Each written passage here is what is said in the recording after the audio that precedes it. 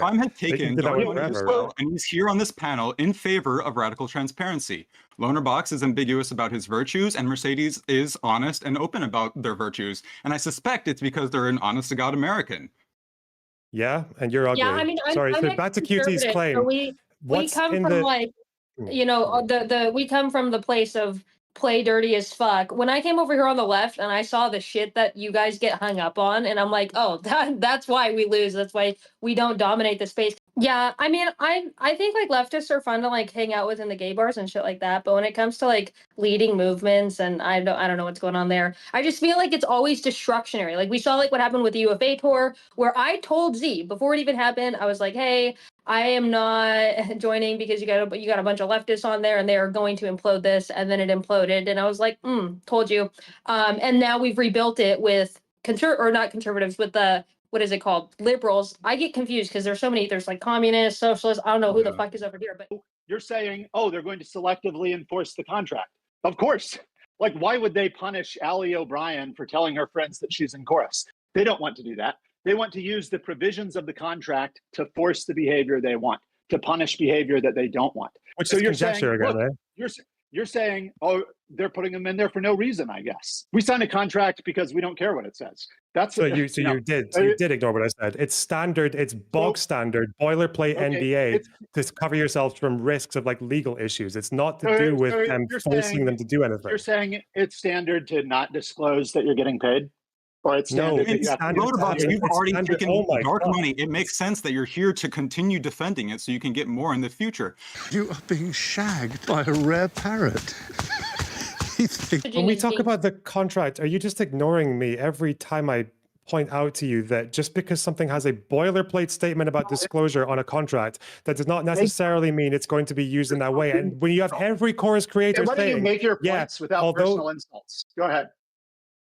What did I say that there was a personal insult? Fuck off, man. Hey, come on. He is the Democratic nominee, is what I said. But like when I say $8,000, I asked you if he's supporting the party line. Why are you doing that? Why are you trying to abuse me? She constantly refers to as a powerful dark money group, right?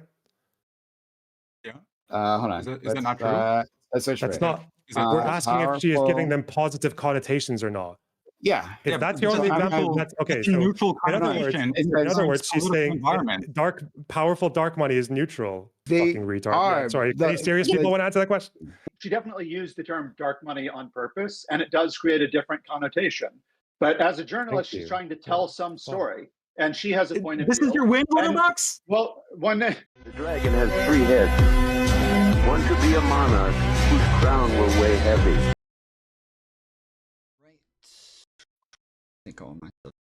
Yep. All right. So we're good. All right. This is the panel on the Wired chorus article. Appreciate you guys joining. So within the last week, if you guys didn't see, there was a Wired article from Taylor Lorenz where she was complaining about money, dark money in the content creator space, especially in TikTok, where people like Brian Tyler Cohen had programs named Chorus where they were paying a bunch of other people, other content creators to be part of this group, and they feel like this was wrong, that they weren't disclosing the money, and they called it dark money numerous times, meaning that it's coming from undisclosed sources as well. So we got a bunch of people here to talk about it. We'll go around and allow everybody to introduce themselves, and then go ahead and give a 2-minute intro. So we'll start with Dispel. Hi, Tom. My position on this is basically Taylor Lorenz is sort of a creator that's had a lot of missteps previously, and she has finally hit something that has made it big into the zeitgeist. I thought this was a great opportunity for Dems to really hone in on what they believe in, what they think is virtuous, and I feel really disappointed by them. And I think, honestly, the thing to look at is the backlash against the people who are criticizing dark money or who have a position against dark money. I think it's incredibly overblown, and actually it's kind of like abusive in some circumstances. There was some real like in-group, out-group messaging, and I think the Democrats are at their strongest when we don't need to do this sort of messaging. All right, thank you. LonerBox. I think there are some things that were obviously, I think, revealed about Chorus that could be improved upon. I think personally, if you are taking funding, even if they're not telling you exactly what content to do, I think if you're getting $8,000 a month or 1,000 or 2,000, it's probably worth telling your audience that you're getting funded by someone. Just because it's nice for your audience to know. Like it might influence the way some people want to donate to you via super chats or via PayPal or Patreon or anything like that. If they think you're already covered by someone else, that might sway the decision one way or the other. The fact is, though, this piece was not we see a good thing, but they should do better. That's not what this article was. This article was a hit piece. It was a piece that used very, very leading language and lots of excessive connotations and comparisons that were basically used to paint this in a completely negative light and to attack the creators involved in it, to the point that I think the most revealing thing is that you can see the people who support Taylor's article, big creators on the online left space, and the conclusions that they've drawn from it. For example, saying that this is DNC money, people being told to push the party line, people being paid to not talk about Gaza. Like this is the kind of conclusions that these people are drawing from her article, and it's not an accident. Like the way that the language is used in that article is very deliberately swayed to make something that is not really that much of a newsworthy issue into something very, very overblown. And I think people should be aware that there's a difference between someone who wants you to do better and criticism that is not constructive at all. And this is the latter. All right. Thank you, LonerBox. Prime Kais. Hello. First of all, thank you to my friend Tom Fuller for inviting me, and thanks to everyone here from joining in. I've been saying, and I've been doing this for a few years, I've been saying that we need infrastructure on the left, that clearly the right has it, clearly members of that cohort, that ideology, the influencers are being paid. When Operation Spring Forth out of nothing, but then have sleek videos, well produced, edited, in a way that just doesn't happen organically, like literally studios. One person I'm thinking of in particular, Dave Rubin, literally nothing, failed comic, left TYT, and with nothing. And then all of a sudden showed up with a completely decked out studio in a mansion. How that happened, right? Now haven't said, hey, we need that, but we need something. We need I honestly a lot like this program, an incubator program that can help individuals. So like the very idea, I'm actually pretty supportive of, right? I'm hedging my bets here. But in the end, the thought that they can't disclose their affiliation, that ruins pretty much the whole thing for me. That undermines the trust and authenticity of the creators. And I think their audiences have every right to rebel, to ask questions, and demand answers there. So I'll leave it there for now. All right, thank you. Quick thoughts. Yep. Hello. I post on TikTok under the username Quick Thoughts. My take is I think the facts of the Wired article are probably correct, and I have 5 reasons for thinking so. First, Wired is a reputable magazine. They have editors, they have lawyers. They aren't just going to post stuff, making it up or without good evidence. Second, there are 90 plus Chorus creators, all of whom have their own copy of the contract, any of whom could disprove the Wired article by showing their contract, and none of whom have. Third, Chorus itself could disprove the Wired article if they wanted to by showing the contract. Fourth, Chorus or the creators could contact Wired and show them the real contract and say, look, you made a mistake, publish a correction or a retraction, or we're going to have to sue you. And that hasn't happened. And then fifth, one woman named in the article, Ali O'Brien, posted on TikTok and showed a page of the contract, which basically confirmed part of the Wired article. And so that tells me that Taylor Lorenz actually did see the contract before she wrote the article. So I think the facts are probably correct, but the reaction I see from the Chorus creators, I've seen 5 or 6 of them post reactions. And the reaction is always to say basically that it's fake news, that Taylor Lorenz is an internet troll, that the facts are all wrong, it's riddled with errors. I haven't seen any substantive errors in the article, so I think the facts are probably true. And it just strikes me as a really dangerous way to respond to a substantive criticism. Like Dispel said earlier, I think it's like the reaction is almost worse than what's being claimed in the article. And I'm reminded of a line from Nietzsche who says, "He who fights with monsters should be careful lest he become a monster." And to me, it seems like Democrat influencers are taking a page out of Trump's book. When you get substantive criticism from the media, just say, "Nope, fake news." Attack the journalist and ignore it. So, yeah. All right, thank you. And then Mercedes. So, in my situation, like for example, I was a right-wing influencer, so I come from the right. I've been in their like ecospheres. Like I understand a little bit more when it comes to like the money that they take or like the organizations over there. I've gained a pretty massive following as a right-wing influencer. And I'd say that like for me personally, I see where people are talking about like, okay, these are the facts of the article, that these could be deemed like fair criticisms, this and that. But I just like to step out and be like, okay, I totally understand what we're trying to debate.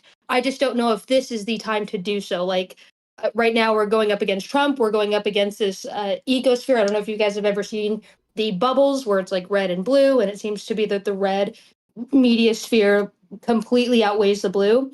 So this was, I think, an attempt for liberals to combat that red wing ecosphere. And obviously, it might be their first time really doing this. Like the right has a lot of experience doing this. I think they've been doing this for the past 10 years. So I think there's going to be mistakes made. But I just think like the article was more in bad faith as a kind of like a witch hunt, if you will, at the wrong time in history. All right. So does anybody here think that they didn't need to disclose this information? Is there anybody, a show of hands, anybody who thinks the creators didn't need to say that they were part of Chorus or getting money from Chorus? No? Okay. A show of hands or a wing? No yeah. wings? Okay. Yeah, right, no, okay. Sure. Low key, kind of. Kind of? I kind of, yeah. Okay, why do you think that? Because I just don't think it's a big deal. Like when it comes to, I don't care who these like.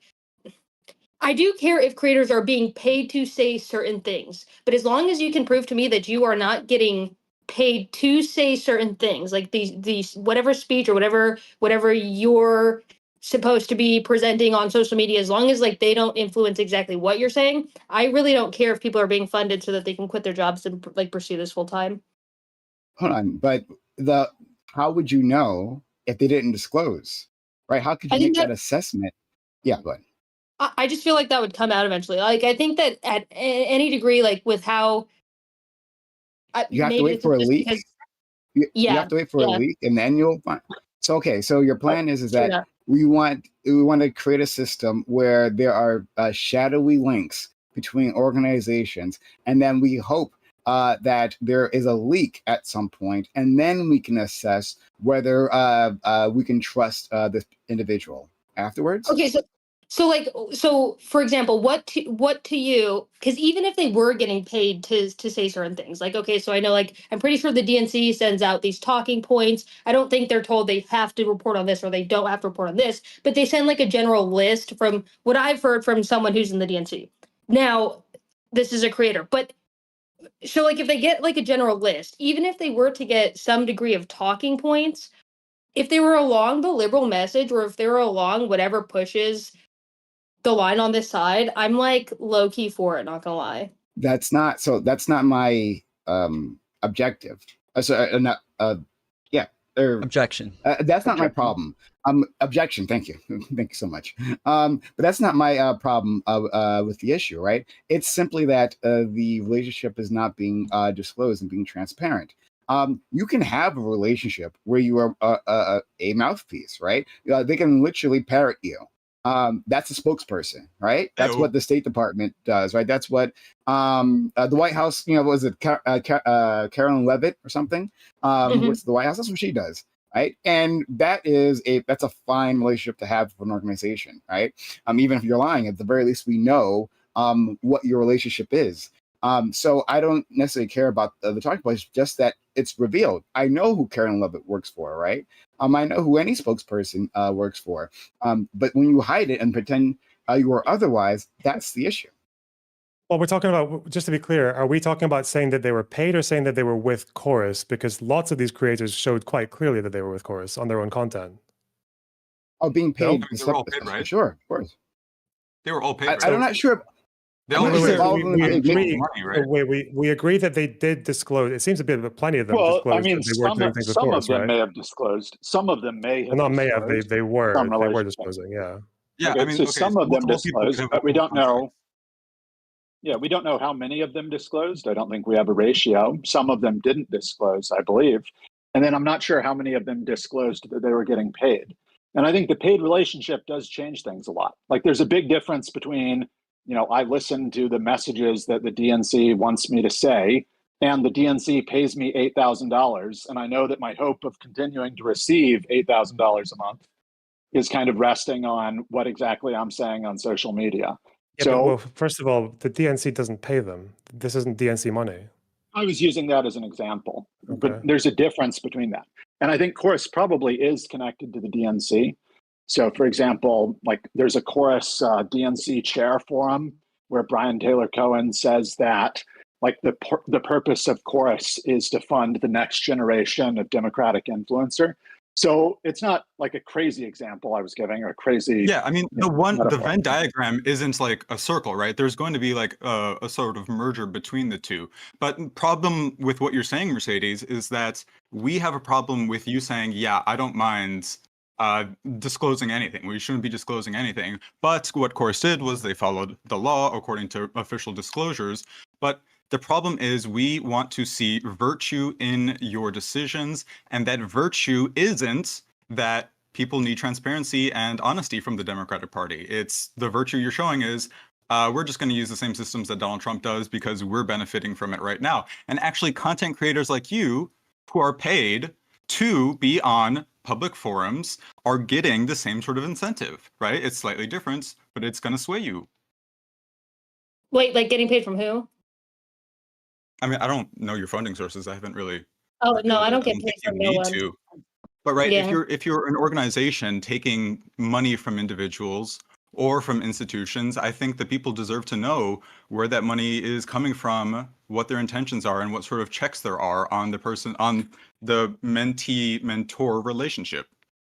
Yeah, but just to be clear, I agree that people should disclose if they're getting funded, and I don't even see why it would bother the audience. Like, it's probably the audience would probably like it to know that their favorite creators are getting funded to do what they love, right? That's probably not a terrible thing. But if that were the only story, first of all, it doesn't seem like they were making an effort to like bury this. If you go on Chorus's website, they talk about how creators who join Chorus get a monthly stipend. Okay, we know that with the Chorus Incubator program that was announced. I don't know why Taylor keeps going on these interview shows saying it was secret. It wasn't a secret program. And also, we know that these multiple creators used videos of them with the Chorus newsroom or the Chorus DNC chair in their own channels. So the effort to hide this relation and the fact that there was money involved is not exactly like very strong. But if this was just a case of, it would be some good, of the creators disclosed. Again, Yeah, if this was just a case of like, if they, there could be multiple stages that Chorus planned out for their implementation, their introduction to the public. The first stage could have involved select creators publicly disclosing that they have a relationship with it, testing the waters, liberalism, incrementalism to see how things go, reversible adjustments, and then you take broader and broader scope. But I mean, I think the big question here is actually, Tom, is Chorus paying you? No. Nope. All right. Is that the bigger question? Yeah. I was just curious. I figure it's worth asking. I was just saying. Political inquiry, right? I'm just saying that if this story were just like, okay, it doesn't look like you've made some effort to bury this relation. It just seems that you didn't do like some announcement or tag on your channel, or like there should be some established standard, which again, we don't know what the established standard is for this, but like maybe you could have had like one TikTok where you're saying, yeah, by the way, I'm getting money from Chorus to make content. The established standard is from the FCC and the FEC, the one that is ruled by the Trump regime right now. And the ongoing expectation of standard is based on you. I'm sorry, go ahead.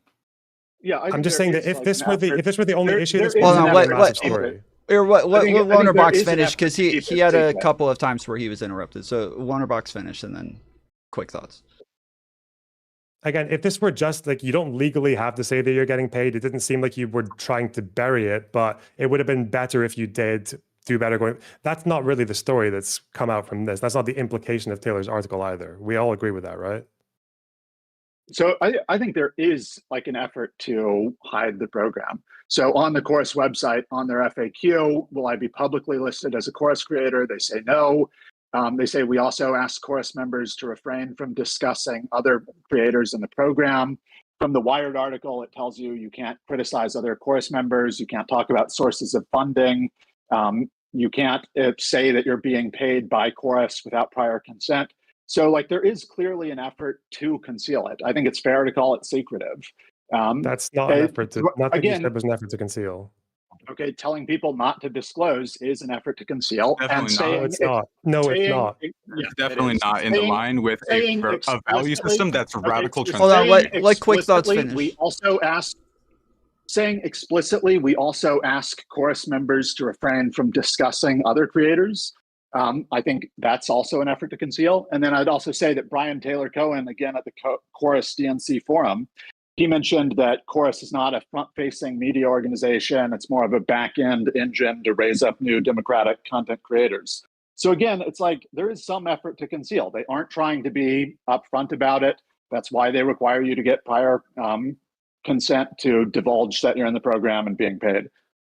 Well, as far as the payments go, real quick, as far as the payments go, quick thoughts.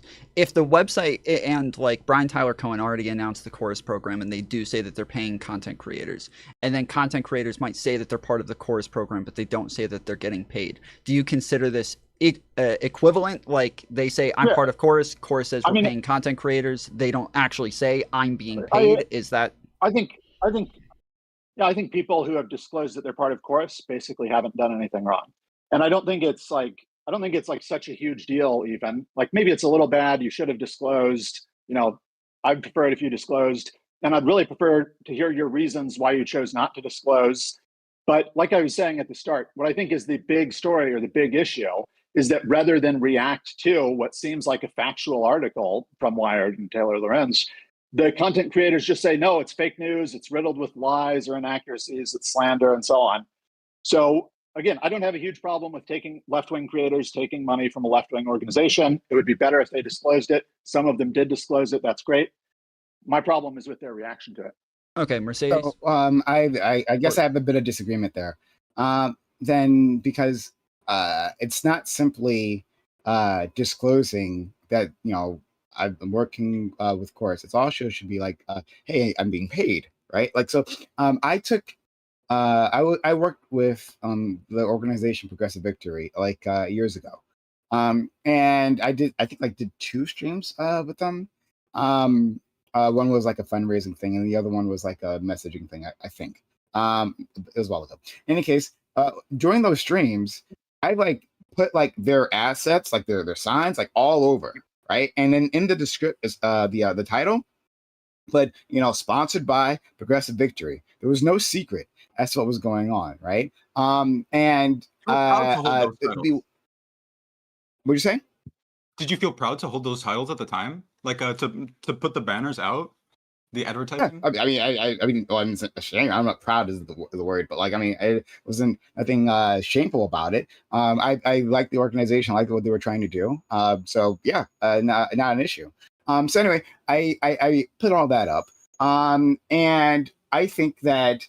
If you're being paid specifically, you need to be telling about that relationship because it's a different relationship than simply partnering with an organization to do something, right? We're going to fundraise for a good cause, but I have no financial relationship with whatever partner I'm working with, right? Like that's different from literally being paid by them. So that needs to be disclosed, right? And you can do it simply, like you could do it like a little just a thing at the top of your screen on the left, like powered by Chorus or something, and you can announce it to your audience, and anyone ask afterwards, then you can just let them know rather than having to repeat it every time, right? We can put it in your description, right? The description of your videos. There's all kinds of ways you can do it, and I think maybe I don't know if all of them. I don't know how many people did what and to what extent each creator did that. But for those who didn't, yes, I think you did something wrong. I believe that's against But the Prime, law. you acknowledge though, as well that at least the relations that people had with PV were a bit different from Chorus, because with PV they were licensing, at least for me, they were licensing my content. So like I would make content and they could use it on their channel and edit it. And then I was also involved in getting interviews with people organized through them, and not to mention the canvassing and getting the audience involved as well. So there's obviously a lot more reason for transparency there than for a program that helps you with personal development as a creator. Yes. No. Well, why no. no? So no, because of the things I just said. That like when you're being paid by that organization, and again, I don't think it like I don't assume anything that's nefarious from them, right? Just saying, like again, like something quite small, powered by Chorus. And then maybe put in your description that this stream is paid for by Chorus or whatever, right? Whatever exactly the details of the relationship are, you could just disclose that, and that's enough. Right. I believe that's illegal, though. Continuously. Right. So I just illustrated what's why. What's illegal? Well, isn't because it's a 501c4 that they're not actually powered by, they're not sponsored by them at all. They are not sponsors. They're not even allowed to use the money for their content. They need to have radical transparency, both in PV, which is what he. I understand, but the difference is they're not actually powered by. They're not allowed to use the money for their content. The money is not allowed to go towards their content. It is specific, very, very clear. No, it is allowed to go towards the content. No, it is not. I mean, what? It is. Like they can like a Chorus create content backed by Capital One. It literally. What's that? It says in the article that if you create content for like with the money to do this, then you can't. Then there's restrictions applied to it. You could use the money to create content. Why wouldn't you be able to? What would be the point? Prime, you're a radical disclosure, and that's what I think the value that all three of us share right now. And LonerBox is not a radical disclosure. He didn't disclose much at all. How much he was earning, what he was doing. I don't know. Like, it feels hypocritical that I was paid by PV. What are you talking about? The show to defend dark money. Meanwhile, Prime is here, also having taken dark money, and is still against it. He's somebody that I trust to be in office to talk about Citizens United and the harm that it's caused on America. Wait, are you trolling? I did disclose I was paid by PV. What are you talking about?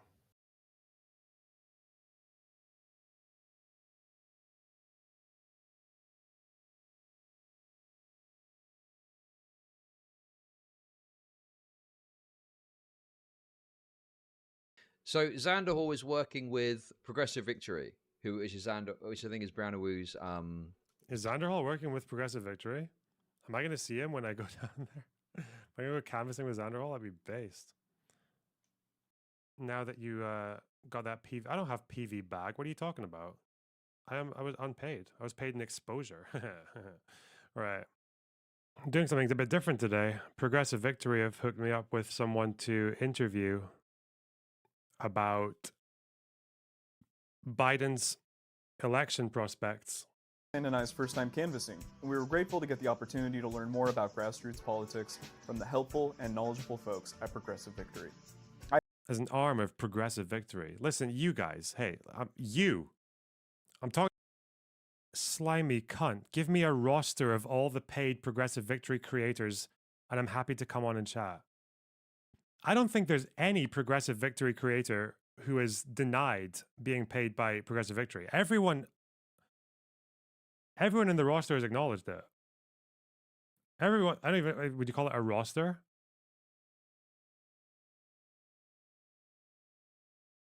I'm paid by Progressive Victory, just so you guys know. They don't tell me what to talk about, ever. They might give me suggestions, and I can say yes or no, but to me, that just messes up the fucking process. Like, it messes up the credibility or whatever else. Like, it's just an easy out. Progressive Victory, whatever. Don't mind those guys.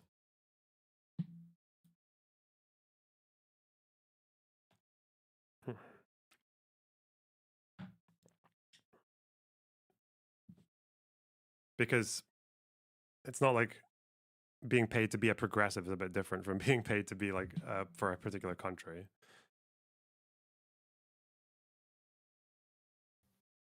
I'm sorry. This is. I don't think you understand here. This is my country, Prime actually shares values that I have, and I would prefer him. Okay, so you are trolling. Yeah, you're trolling. I don't wait. Okay. So you said that I was against disclosure, and I didn't disclose.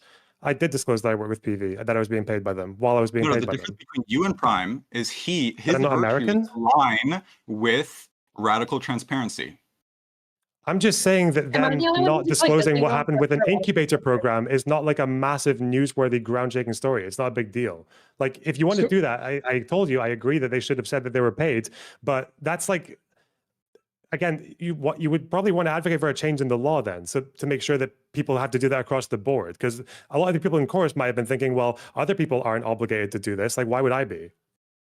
And again, given that they were not paying for them like directly to produce content with directions or to license their content. What's your disagreement with me specifically? Because if you're saying, hey, you should disclose, and I'm saying, hey, this should disclose, what exactly is your difference for me, LonerBox?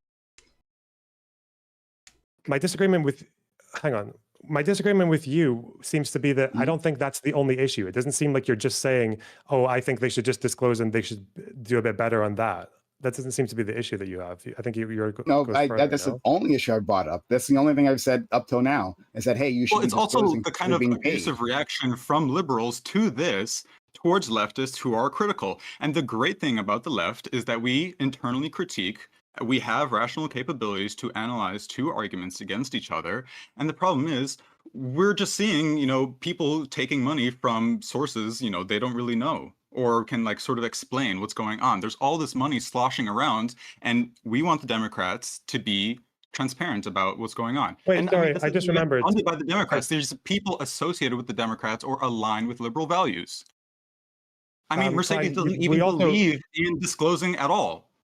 Prime, we also just disagreed on me saying that the nature of the Chorus incubator program was not the same as PV, and that PV was a lot more directly linked to the content itself with the licensing of content. Whereas we were getting lessons on how to use cameras and shit like that, right? Sure, but I don't think that makes a difference for the purposes of this discussion, right? Like, yes, you could say maybe it's a organizations aren't the same relationship to an agent. Yeah, like I've heard it doesn't matter exactly what's happening. I think, well, you don't think PV had more influence over the content than Chorus had over their creators? PV had a lot more influence. My relationship with PV was a lot more lighter hand than you. So I didn't sign any contracts or anything like that. So you might have had some sort of different setup and that I can't necessarily comment on. But I'm saying it doesn't matter what the situation is, right? Well, it does. Of course. So I keep hearing, just like for any particular advertisement, right, that you do in your program, you let them know, you do an ad read, right, and people can understand you're being paid by them. Now they can decide for themselves if that alters the rest of your content. Almost certainly it won't, but still people can make that decision because they can see you making the disclosure right there by doing the ad read. Just like with these organizations, once you make the disclosure, then people can just make that assessment themselves. It's hiding. I don't know why. Again, it's not clear to me why there's any daylight between us. What difference does it make what the organization is? Exactly what is happening within our organization, as long as you're being paid by them in relation to like content creation, then you should be you should let the people know. Because of how they influence your content. Because with PV, things that I did with PV that you didn't have to do with Chorus, it seems, was say doing drives in your viewer community to get them to go out and do canvassing and phone banking, or having the fact that there would be like a weekly news agenda where they would show you like a list of news stories, and then you would pick one, and then you take that news story and you do your coverage on it, and then you give them your content to use on their channel. It didn't seem like Chorus had that kind of explain why that would equal a different prescription for handling the situation, because instead of that, I know you guys are just using transparency like it's a blanket statement. And again, obviously transparency with like a sponsored ad is not quite the same as transparency with PV, and not quite the same as with getting lessons on how to use cameras and lighting. Obviously, some of these influence your content and the direction of your content much more than other ones. They literally had daily check-ins. They had like messaging meetings. What are we talking about here? So I reject your argument like full face, right? Like as it stands, I reject it. But within the article, it talks about them having daily check-in meetings, right? And then direction meetings, like a separate direction meetings, like a whole level of infrastructure of when they're having this content and getting messaging, right? Now, I don't know how deeply that messaging was. I'm not sure if they were getting talking points necessarily, right? But still, that was part of the strategy. So I don't know why you're pretending like this relationship was just like learning how to use a camera, right? It was clearly a lot more. The article clearly says that. But it seems to be the stuff that they did actually through Chorus was like they did it in places like the Chorus newsroom, where you can see Chorus logos everywhere. I think you're being How do you know? evasive. How do you know what they did through Chorus? Like Prime was saying, they have daily messaging check-ins. They have twice monthly news events organized by Chorus. They're instructed to fully cooperate with any interviews with a lawmaker that they do through Chorus. So, why are you saying that the only influence they have is like, we're going to tell you how to get a camera or set up your microphone or something? Like, clearly, Chorus is giving you. Chorus is $8,000 for a ring light tutorial. Yeah, they're giving you $8,000 a month to influence your political views. I think that's pretty obvious, and they just have to say, don't use it for whatever, for political content, or don't use it for a specific video. You think they were giving them $8,000 to influence their political views? Are there any Chorus creators who changed their political views before they? You think they were giving them $8,000 a month to teach them how to use? No, because I'm not a fucking 5-year-old. No, I don't think that they were paying people to influence their views. Generally, people get funding because they're doing something that is already desired by the organization. And values. Dispel, hold on. I want to hear from Mercedes because they're actually honest about their values. I understand, but he's literally. Hold on. Dispel, hold on. Dispel, hold on. He's literally responding to what QT is saying to him and asking him. So he's responding to that. Go ahead, LonerBox. All right. Wait, to what QT was asking me? Yeah, QT was just about the difference between what Chorus's direction or. I said Chorus is paying you $8,000 a month. They give you daily messaging check-ins, twice monthly news events, and they're helping you organize all your meetings with lawmakers. I think it's pretty clear that $8,000 a month gives them some influence over what you're going to say or not say. Yeah, well, if that's the case, then it would be fairly easy to show me at least one Chorus creator who substantially changed their views before and after going on the program. So, first, we don't even know we don't know all the Chorus creators because they don't even disclose who is creating content for Chorus and who's not. And now you're just saying conjecture. Nothing. It's not conjecture. You don't know the 90 Chorus creators, do you? That was never disclosed. That's kind of the whole issue, the fact that they don't disclose they're working for Chorus. The issue we're talking about now, at any rate. The second point is, no, of course, it would be incredibly hard to tell if someone's not covering a story because they're secretly paid, or if they're covering a story with a different inflection because they're secretly paid. That's absurd. How would I possibly prove that to you? Of course, they're getting money to influence their political views. They didn't disclose it. We can't know to what extent it influences their views. So of course they are, but we just can't prove it because we don't know. So we can just fill in blanks. I'm sorry. They're getting paid money to attend a YouTube tutorial on how to set up a ring light. That makes much more sense. Well, that was what tutorial was part of it. Personal development was part of the program. How many of you guys are in the short form content game? Are you guys? Are most of you guys YouTubers? Oh yeah. Oh, yes, I am. Yeah. Yeah. So yeah. So for those of you who run short form content platforms, do any of you guys do short form content to any extent? I love it. Yeah. Quick Thoughts is on TikTok. Yeah, I love short on YouTube. I love TikTok. But I do long form. What is your following like on TikTok? This is relevant, I swear.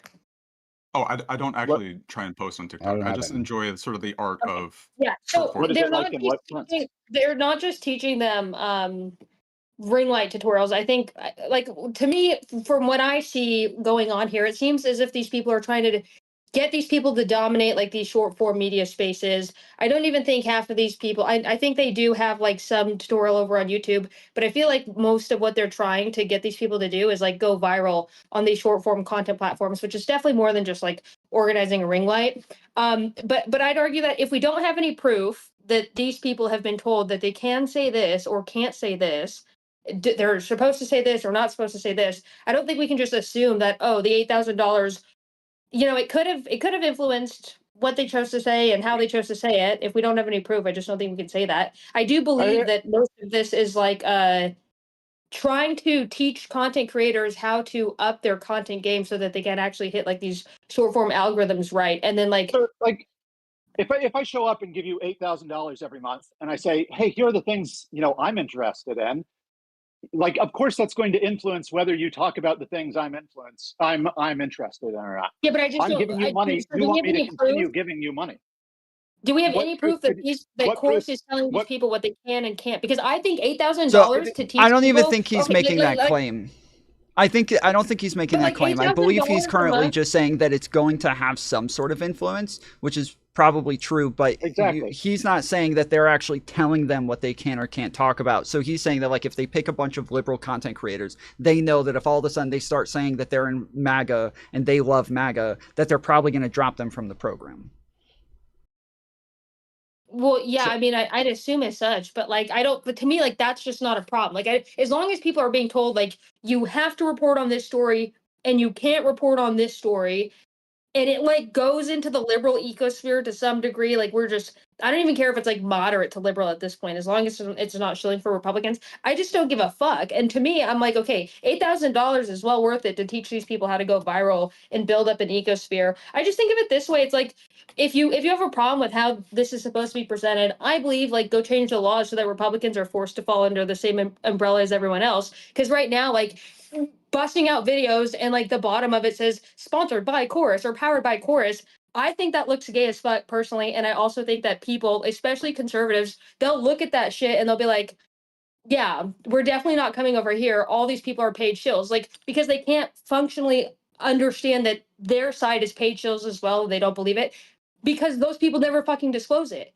So even if we have a chance of trying to get these people over here and we're like, yeah, guys, we're in a paid group. I just think Republicans this is an awful argument. First of all, like the thought, like, oh, well, we don't want to, look bad in front of Republicans because what we do on our side is show transparency, right? And then we won't be able to attract a Republican a voter or whoever, right? Because of a disclosure in the corner, right? Just like any other paid sponsorship. That's like nonsense. I'm just like that. I just keep comparing it to paid sponsorship. That's not the same as a paid sponsorship. Hold on, so I disagree. I disagree with completely. I wanted to touch on what QT and LonerBox was discussing before, right? So I half agree and half disagree with you both, right? So with QT, I agree that there's certainly some level of influence on the content with $8,000. Like, what is the influence? I think that's obvious. 1 second. I think that's absolutely the case. However, I also agree with a LonerBox that, well, we don't know like to what extent that is, and we can't necessarily just like fill in the blank there. Like you can and to LonerBox's point previously, you can as an organization look out into the ether and go and find people who already agree, right? Like this is how, like, you know, this is the whole Noam Chomsky theory of controlling the message. Is that not necessarily that an organization goes out and censors. It says like you can't say this or you can't say that. They find people who already agree, and then they empower them. They give them a platform they didn't already have. Right? It sounds like to me that's what Chorus was doing. They found like centrist, moderate, boring corporate Democrat shills, right, on the internet who are already saying the message that they wanted to say, right? And then they empowered those individuals rather than like a leftist or a communist there, right? Also found lefty Democrats who were criticizing people for their voting records on Gaza, for example. They also found people who were doing that, at least two of them. I think it is true that they pick people who they want, you know, to see more of, and they amplify them. And also that the money continuing to go to those people influences what they say. And, you know, I just think of like the Tim Pool receiving like Russian money through Tenet Media. Like, you know, can we prove that changed Tim Pool's mind on anything? I don't think you can prove that. Mercedes, I don't think, you know. Yeah, you can actually. Yeah. Mercedes, I've got a thought experiment for you. So. If the incentive structure in Chorus was different, I was just asking a question. Yeah, sorry, I was trying to give her a hypothetical. I was asked it's a pretty simple question. So right now the Chorus structure is $8,000, $5,000 a month, right? If the structure were to change so that instead the creator every month of the 90 who gets the most engagement or most growth, right, the metrics that people are interested in, they actually mean that people are engaging with the message, those people get the highest investment or like the highest prize for that month, right? So instead of everybody getting, a certain amount of money based on contract, you instead sort of leave it up to their ability to manipulate the algorithms and put out a resounding message. How do you think those two sort of incentive structures differ or would produce different people, different results?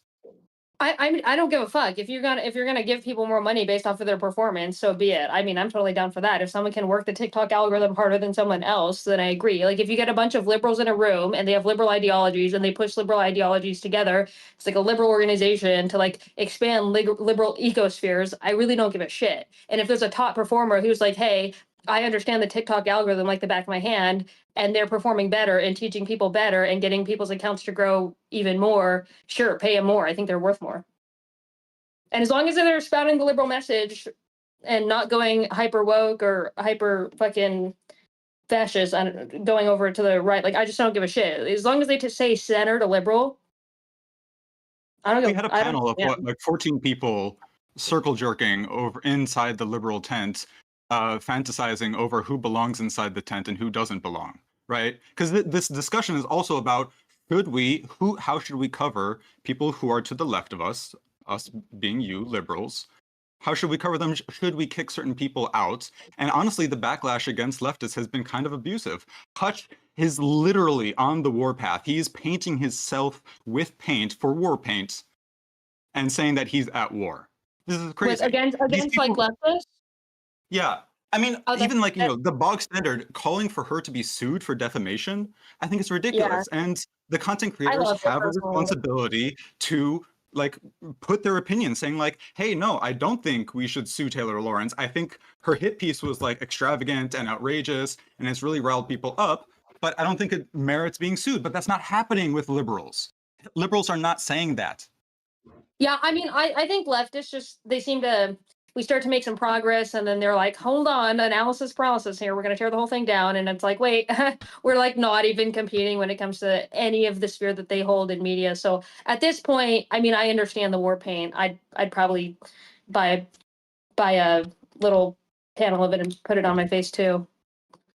Yeah, I did want to come back to Prime. I did want to come back to what you were saying earlier because it is so it's in their contract that they're not allowed to disclose these things, and it's because the structure of the program is that they're not allowed to actually they're not sponsoring their content, and that's why in the contract it also tells them they're not allowed to use the money that they're paid for their content.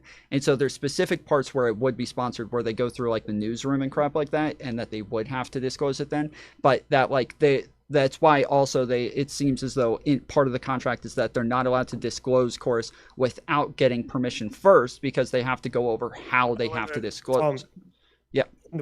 What you're saying there, I think is like, actually, what I think you're saying there is kind of misleading. So first of all, not to be that guy, am I the only one here who's actually done a contract that's similar to like even in the same area as this, like with content? I mean, I have not done with does UFA count? Okay. I don't know if that counts. Maybe, but maybe you can look at, or you can ask people that you know who have done this. Because like with PV, I was looking at my contract with PV yesterday. I don't work with them anymore, but there are so many sentences in that contract that I could use and pull out and do like a Taylor-esque article on. The problem is that there actually, if you can look at, there are parts of my contract with PV that you can say, you can frame it quite easily to make it look like they're telling me that I can't even talk about the existence of an agreement with me and PV. Like I could say like, you do not talk about Fight Club like in my contract. Now, obviously I spoke about PV a lot. I didn't get in trouble for violating the contract, even though I kind of did. Why? Because it's a very standard NDA thing when it comes to, especially with creators in the entertainment industries, because if you are involved with an organization, the reason that they have that in is because they would rather you make it as broad as possible for non-disclosure, because they would rather that you just violate it all the time in very benign ways than if they have a situation where there's an unexpected situation that they have to cover themselves for and they can't. So for example, if I was with PV and I said, oh, thank you, PV, the American PAC, for sponsoring me, a foreign commentator, to go and support the DNC with this money. And like, I could word a sentence like that in a way that might falsely accuse them of breaking like 5 laws. And if they don't have that non-disclosure there, then they can't really use that against me to cover themselves. So just because a non-disclosure or just because a contract looks very draconian, well, in general, you they can do, lie. There are laws against lying. But it depends laws on how already in place for lying. It depends on how they are enforced. So that's why what's interesting about Taylor's article is that there's none of it, I think, is built on testimony from people who actually worked with the organization and were treated in this draconian way. Actually, the creator who showed a piece of her contract, which looks like it's quite strict, coordinated with Chorus and everything, but she was literally saying, yeah, I haven't told Chorus like 9 out of 10 times. That's probably true. It's because it's there to make sure that there aren't FEC violations with them dealing with politicians. It's just boilerplate.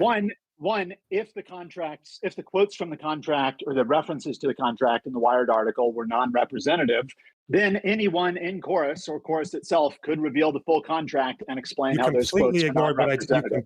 I'm getting to that with number two. Number two, you're saying, oh, they're going to selectively enforce the contract. Of course. Like, why would they punish Allie O'Brien for telling her friends that she's in Chorus? They don't want to do that. They want to use the provisions of the contract to force the behavior they want, to punish behavior that they don't want. Which so is you're saying, again, look, you're saying, oh, they're putting them in there for no reason, I guess. We signed a contract because we don't care what it says. That's you did ignore what I said. It's standard, it's bog standard, boilerplate NDA to cover yourselves from risks of like legal issues. It's not to do with them forcing them to do anything. You're saying it's standard to not disclose that you're getting paid? Or it's standard LonerBox, you've already taken dark money. It makes sense that you're here to continue defending it so you can get more in the future. But Mercedes, I want to push back on I'm not going to respond to this fucking troll. Can you make sure you keep like accusing him of like taking dark money? But if you don't have any like evidence of this, well, that's the problem. You disclose to these people, but then they say, "Oh, who funds your funder? Who funds your funder?" Okay. Prime had taken dark money as well, and he's here on this panel in favor of radical transparency. LonerBox is ambiguous about his virtues, and Mercedes is honest and open about their virtues. And I suspect it's because they're an honest-to-God American.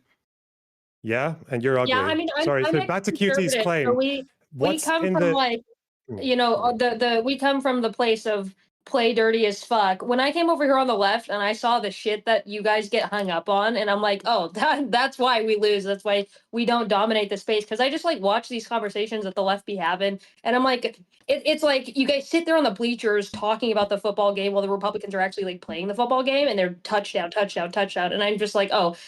I don't know if it's because it's like this side is just like hyper intellectual and they just analyze everything, where the right is just a bunch of like grunty ass motherfuckers who just do without thinking. I don't know like what's going. That's like a different analysis, but at the end of the day, I just think that I'm honest about it because I don't want to be in a position in which like we saw a decline in the right and then we saw a revamp of them. We saw them be revived, and I think we can attribute that to their ability to just dominate these spaces and take on the younger crowd. And then we're over here like diddling in the corner, like, oh, we don't know what to do. This dark money shit. And then, Taylor Lorenz comes out and people are like mass and following some of these creators and they're like, oh my God, you're evil. And like Donald Trump's like doing the shit he does. And I'm just like, let's play the game and stop talking about it. But that's just. I completely agree with you. I think the time for the Democrats to be they go low, we go high is over. But I don't think this is the time for the liberal establishment to look at the left and say, okay, we go low and you go high, right? The purity checking, I think, is coming mostly from the liberal side, who are chagrining on people like Pisco, who are platforming leftists and stuff like that. And I suspect Tom might get a little bit of shit for platforming us three as well. Yeah, I mean, I think like leftists are fun to like hang out with in the gay bars and shit like that. But when it comes to like leading movements, and I don't know what's going on there. I just feel like it's always destructionary. Like we saw like what happened with the UFA tour, where I told Z before it even happened, I was like, hey, I am not joining because you got a bunch of leftists on there and they are going to implode this, and then it imploded, and I was like, told you. And now we've rebuilt it with not conservatives, with the. What is it called? Liberals. I get confused because there's so many. There's like communists, socialists. I don't know who the fuck is over here, but we're just a bunch of liberals who are normal people who can say things without, I don't know, without getting tripped up. Jumping down your throat. Yeah, you can say, hey, you don't know how to organize without being accused of a goddamn microaggression and then being eaten alive. Like that's my problem with leftists or people on the left is she was one of the first people to organize something that would hit the ground game and combat Charlie Kirk, boots on the ground style. And even they that was not good enough for them, and they decided to implode the tour. So I got a sour taste in my mouth when it comes to people who identify as leftists, because they just think that they're counterproductive to anything, and they just want to burn down everything around them. Well, I want to stick to the contract. LonerBox, you were talking about the difference between what it was that I was saying earlier and what you were saying is your experience with the contracts. What was exactly the difference there? It's not just my experience. It's bog standard boilerplate contracts that can be worded to look very draconian, but are never practiced in that way. And obviously, well, that's what why I was saying. When yes. you asked why. Yeah, so when QT asked, like, why don't they just? So when you, I need to respond to the last thing you said first. I need to respond to the last thing you said. While I was talking. Well, prove it. Yeah. What's your evidence? And then you kept talking. What's your evidence that they aren't enforcing? Wow, it's almost as if I was. It's almost as if I was just about to respond to that. It's almost as if I was just about to respond to that. Okay, go ahead. How do you know? Okay, I just told you, in case you can't put it together for yourself. Okay, with the fucking crayons that you're chewing on. All you have to do already is said. your evidence I is. already How do said you you know can they grab. aren't I already said the problem enforcing is. I already said the problem is that you can grab any part of one of those contracts, even with my PV one. You can easily take a paragraph from my contract to make it seem like I was never allowed to say a single word about PV. That's why. How do I know they're not doing that? Sorry, how do you know this thing that hasn't been shown to be happening isn't happening is not an argument? What the fuck are you? That's total conjecture. My point is, you don't know. How do you know they're not funded by Russia? How do I know you're not funded by Russia? Good point. You don't know. Maybe I should have to disclose. It would be better if I did disclose who I'm funded by, wouldn't it? Right, but he's saying not knowing, we would like assume that that's not happening. He's saying we'd assume it's not happening until there's evidence of it, though, right? Like you agree with that, right, QT? Here's a really simple question. Here's a really simple question to close this one, okay? We saw Taylor's article. It was full of testimony from people who looked at the contract but chose not to sign. Is there anyone who worked with Chorus and had that contract used against them in a predatory way who spoke in Taylor's article or has spoken up at all? We don't know if there is or isn't. No, they haven't. No, they haven't. No, predatory. So they willingly accepted it. It doesn't have to be predatory. It's about incentive structure. But LonerBox, if you're looking through your PV that doesn't answer my question, and you see things that align, one of the big things that us leftists are upset about is the liberal chagrin and snottery, like that is being directed tell us towards about snottery, are you? Abusive. But what I'm suggesting you do is instead of railing against leftists, calling to war, calling to sue them, why don't you actually do a parody of her article with your PV contract? Show us how silly it is. Put in the creative work. Make something fun. Okay. That's also political. Pay me for that. Maybe if you pay me, I'll disclose it. Well, I want to move on to parts of the contract. So there were like questions about whether or not they were trying to stop people from criticizing Gaza, whether or not they wanted to incentivize people against criticizing the DNC and establishment Democrats. There's parts on like some of them were talking about earlier is some of the meetings. Some people believe that they might be having meetings to tell them what to say and things like that. There was a conversation between Destiny and what was her name? Taylor yesterday on whether or not that she meant to imply some of these things, but that's still something that a lot of people ran with. Was there anybody here who felt as though a lot of the people who were part of Chorus didn't have the ability to criticize Gaza or to criticize establishment Democrats? Not that I could see. Seems like there's Ali who was very aggressive against anyone who was against who was in favor of arms to Israel. There was the Booker Squared person who was talking about wasn't Cuomo, was it Schumer to resign? Yeah, it seems like these people were fine to criticize Democrats, even on Gaza. Yeah, there seems to be no particular evidence. Oh yeah, I was just saying I had no particular evidence of. I'm not familiar with any of these creators. The only one, how I originally found out about this was David Pakman made a response video to the article, and I hadn't seen the article or heard anything about it originally. And from David Pakman's at least original response, he seemed reasonable, but then he started trying to pretend like he doesn't know about funding sources, about PACs, APAC, IPAC. I don't know the difference. Yeah, bullshit, David Pakman. But still, wait, do you not watch David Pakman's content? No, He you mean mispronounces the words. He centrist? intentionally mispronounces words all the time. It's a bit. He does that all the time. Yeah. Yeah. Okay. It's engagement Okay. bait. Yeah. It's a thing to get people yeah, I'm not to comment. Whatever might be the case, but in any case, like that's how I heard it. And like I said, when David Pakman made his case, I thought, like, from the way he said it, it seemed pretty reasonable. He said, like, no one was directing my content. No one said I couldn't do this or that, right? He said I would never sign anything like that. And as I've been saying before, is that, like, I can't necessarily say that it was the case. Only that the money was there, and for other creators, that one, we didn't know that they were part of this altogether. Some disclosed, some didn't, and you simply should, right? You should mark your content. You should, or just like put something in the description. You can put.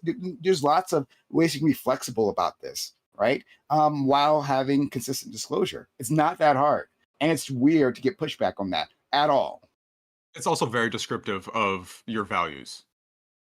Well, yeah, I wanted to move on from like the disclosure part, because I know QT and Prime seem to have a lot of issues with the contract specifically.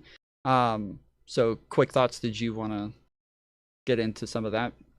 Oh, yeah. I mean, well, I guess I'm not sure exactly what you're referring to. I heard, kind of at the start of this, you're saying, they're not allowed to criticize Israel or Gaza or whatever. I think people have said that. That's not true. That's not anything I've seen. The restrictions in the contract that seemed like maybe challenging to me were like, you're not allowed to criticize other creators. Or, we just talked about the funding part of it.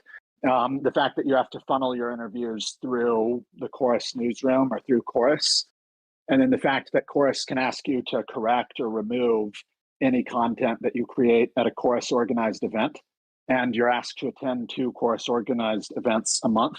And it's not clear to me if the interviews you organize through the Chorus newsroom count as a Chorus organized event. So, I think potentially the contract provisions do give Chorus influence over the creators. And I just want to finally say, like, I completely agree with, well, maybe that goes back to the funding thing. I completely agree with what Prime was saying, a second ago, but not to take us back there. I mean, do you have an issue with them having some control over them? Do you think that that's predatory if they're paying them sometimes $8,000? Well, I mean, yeah, like going back to what Prime said earlier, the way you would negate that influence is by disclosing it. So, like, if I'm getting paid to talk for the president, I should, say I'm being paid to talk to the president somehow. I should convey that somehow. And likewise, if whoever is funding Chorus is paying you and they're giving you suggestions on what to talk about and some restrictions on what you can talk about, criticizing other creators, correct or remove if you post content on a Chorus organized event. So, like, you should disclose that. I'm being paid money. I'm being suggested what to talk about. Okay, I mean, we might have to stick to the disclosure for a while longer, because the problem that I'm having listening to it is that, for me, like, as a content creator, there's a lot, we all know that there's a lot of distinctions between, like, the types of things that you ought to disclose and then the things that are a bit more open. So if I go work at Taco Bell and I'm getting money from Taco Bell, if I all of a sudden make a burrito on stream one day, I don't know that people are going to think that I need to disclose that I work at Taco Bell, or that maybe they're the ones who taught me how to make the burrito, unless Taco Bell is sponsoring my stream. If all of a sudden, especially if I'm trying to sell things, if I'm trying to sell certain types of, if I talk about how great a Logitech mouse is on stream numerous times a day, and I'm being paid to say that, even if it's my real opinion, doesn't matter. If I'm being paid to say this, I need to disclose it. But when we're talking about people who are being paid to do things off screen that isn't actually on their content or in their videos, it seems weird. I don't understand where we would draw that line as far as, like, what their jobs are, what they're doing in their real life, who they get super chats from, who they get. They literally get daily messaging from. You're saying like messaging, right? I don't know. I didn't see anything saying messaging. Yeah, I mean, that's what. What does that mean? What I don't know what it means. That's a good question, right? So, here we can look at it, right? So, I'm just reading from the article. The creators who join the incubator are expected to attend regular advocacy trainings and daily messaging check-ins. Those messaging check-ins are led by Cohen on rapid response days. The creators also have to attend at least 2 course newsroom events per month, which are events course plans off the evolve makers. I don't know the details of those, right? But I'm saying that like this idea that this is some light-handed relationship where like, oh, it's like it doesn't really have anything to do with content. It intimately has to do with their content, right? But you mean helping them create content, which is good. Again, I like the idea behind most of this. I actually think just to be clear, I'm not saying it doesn't have anything to do with content. Just to be clear, I'm not saying that. I'm saying they're not sponsoring their content. It obviously is a training course for them to grow their content. But that's not. I don't know. I think it has to do with how to grow their content and not what to say or what not to say. Like if a messaging meeting is like, okay, this is how we give our messaging in a way that it reaches the algorithm is different than this is what I want you to say. Yeah. So Ali O'Brien talks about this, and she goes into a little more detail. The messaging meetings, the daily messaging meetings, are about news stories that they want to talk about or they want to cover. And then in addition to that, there are trainings that are on their schedule. So the trainings are where you get stuff like, this is how you use Substack, this is how you create a YouTube account and whatever. And then the daily messaging is, here's what's in the news today that you could be talking about. We did this with I'm a PV as creator well. getting Like with money PV, what from we did. Chorus. I'm going to constantly be wondering, there's no way this money is going to last forever.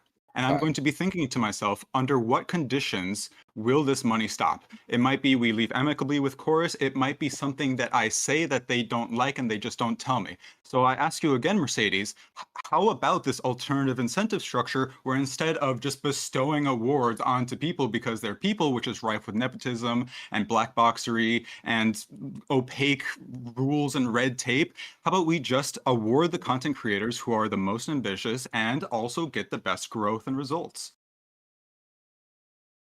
And they're not doing that. Like, do you think David Pakman? Yeah, I'm saying, I feel like David the Pakman makes goals more of the like, organization, I like don't think align 100,000. well with the money. Excuse me, sorry. Go ahead. No, I'm just saying, like, I think they already do that. Like, I guarantee people like Susan Lambert, like people who are hitting like the highest marks on the algorithm, I guarantee they're getting paid more than the ones who are lower. I'm sort of thinking like instead of like a yearly review of like the content that you made, instead like a month by month sort of like competition board, and you have to climb the rank to get the top prize, $8,000 for that month, and then maybe second place gets $5,000, $3,000, something like that, and then maybe you still get the training. I'm perfectly fine with that.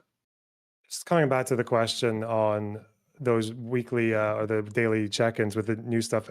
Ali O'Brien's thing, again, it sounds similar to a PV thing. Like what we would do is we would just have every week they would tell us like, here are some news stories of the week. You could either choose one, or if you didn't like any of them, you could just do your own one and give that to them for the week. Like it doesn't seem like it would be that different. So then you're saying this is like the relationship with PV then, and not like a different thing? These it is comparable then. Okay, debate bro. It is a political nonprofit. I am a debate bro. I'm glad you recognize that. It's one more similar. It's one similarity. Whereas with PV, there was all kinds of things that involved like getting your communities involved in canvassing and advertising canvassing events, and and also the fact that they licensed the content. I don't think it seems like Chorus were licensing the content. So that's a much more direct relationship. None of that matters. Literally, none of that matters. I guess I want to go back to something because we seem to be stuck on this one issue, and this is to our friend Mercedes here. I think Mercedes, you started this talking about how Democrats Democrats aren't actually playing the game, something along those lines. You had a whole like a football metaphor there, and that basically we should like get behind a program and just like see what happens. So I reject program, right? Sorry, program, not pogrom. Yeah, and if you don't like the program, did I say pogrom? I meant program. I didn't. No, I don't. If I said pogrom, I hear you. Okay, great. Well, certainly not. I meant program, to be very clear. Okay. That's what I heard you said. Okay, thank you. In any case, so I reject the idea that like we can't have these discussions in real time. I reject the idea that we can, like, for instance, accept the terms of these contracts made by well-moneyed individuals and say, well, you know what, now is not the time because Trump's in office and there's an emergency, right? We just got to get behind leadership. No, I'm not for that. I think that we can actually hash out our differences. And I think it's important to. I think that's why we are better than Republicans, conservatives, because them with respecting their hierarchies and them with their lack of ethics and their commentating relationships, right? They have a whole very secretive structure that's providing like by dark money that's providing the money, and no, we still have not really been able to examine that, right? We are better than them, and I think that's our strength, right? I think that gives people trust in us, right, by revealing these things. So yeah, I just had to push back on that that's somehow a weakness. I think it's messy in the moment. It's always messy on the left, always. But in the end, I think we turn out better. Yeah, I mean, I think two things can be true at once. I think that, like, ethically, that is our strength, but I think strategically it hinders us all day long. So, like, yeah, sure, transparency is a beautiful thing. Is that a winning strategy when the laws don't force it in the first place, and they have taken every loophole available to them to win and like wipe us clean? Also, that sucks. You know what I mean? So Again, what's being asked? It's, at least for me, I guess I can't speak for Dispel and QT, right? It's very little.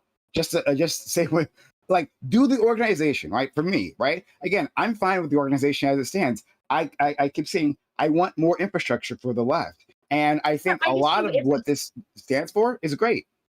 Yeah, no, and I think it's the overarching idea. It's the overarching idea that we're okay with this point here, and then we're not okay with this point here. So, like, for example, with the UFA, we say yes, we want an organization, but you aggressive against a black woman. Yes, we want organization, but you guys are teaching each other how to make content, and I just have an inkling. Like, I don't have proof, but I have an inkling that it might be influencing your content. Like, at what point is it always going to be something? And that's my issue. Is it gets to a point where it's always something, always something, always something. And we're like, well, it is okay to be upset about this thing and this thing until it's a snowball of things that have completely stunted the movement.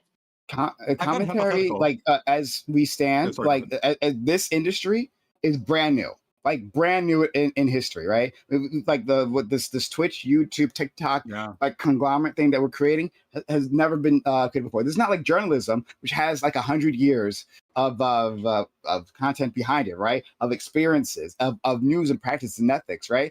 This is the time we have to figure that out right now, right? It might be the case that what it looks like for commentators is different from journalists, right? Maybe we decide that, like, the disclosure doesn't have to be as transparent or as vigorous, right? There's all kinds of ways it might end up, but now is the time to figure that out because we don't know.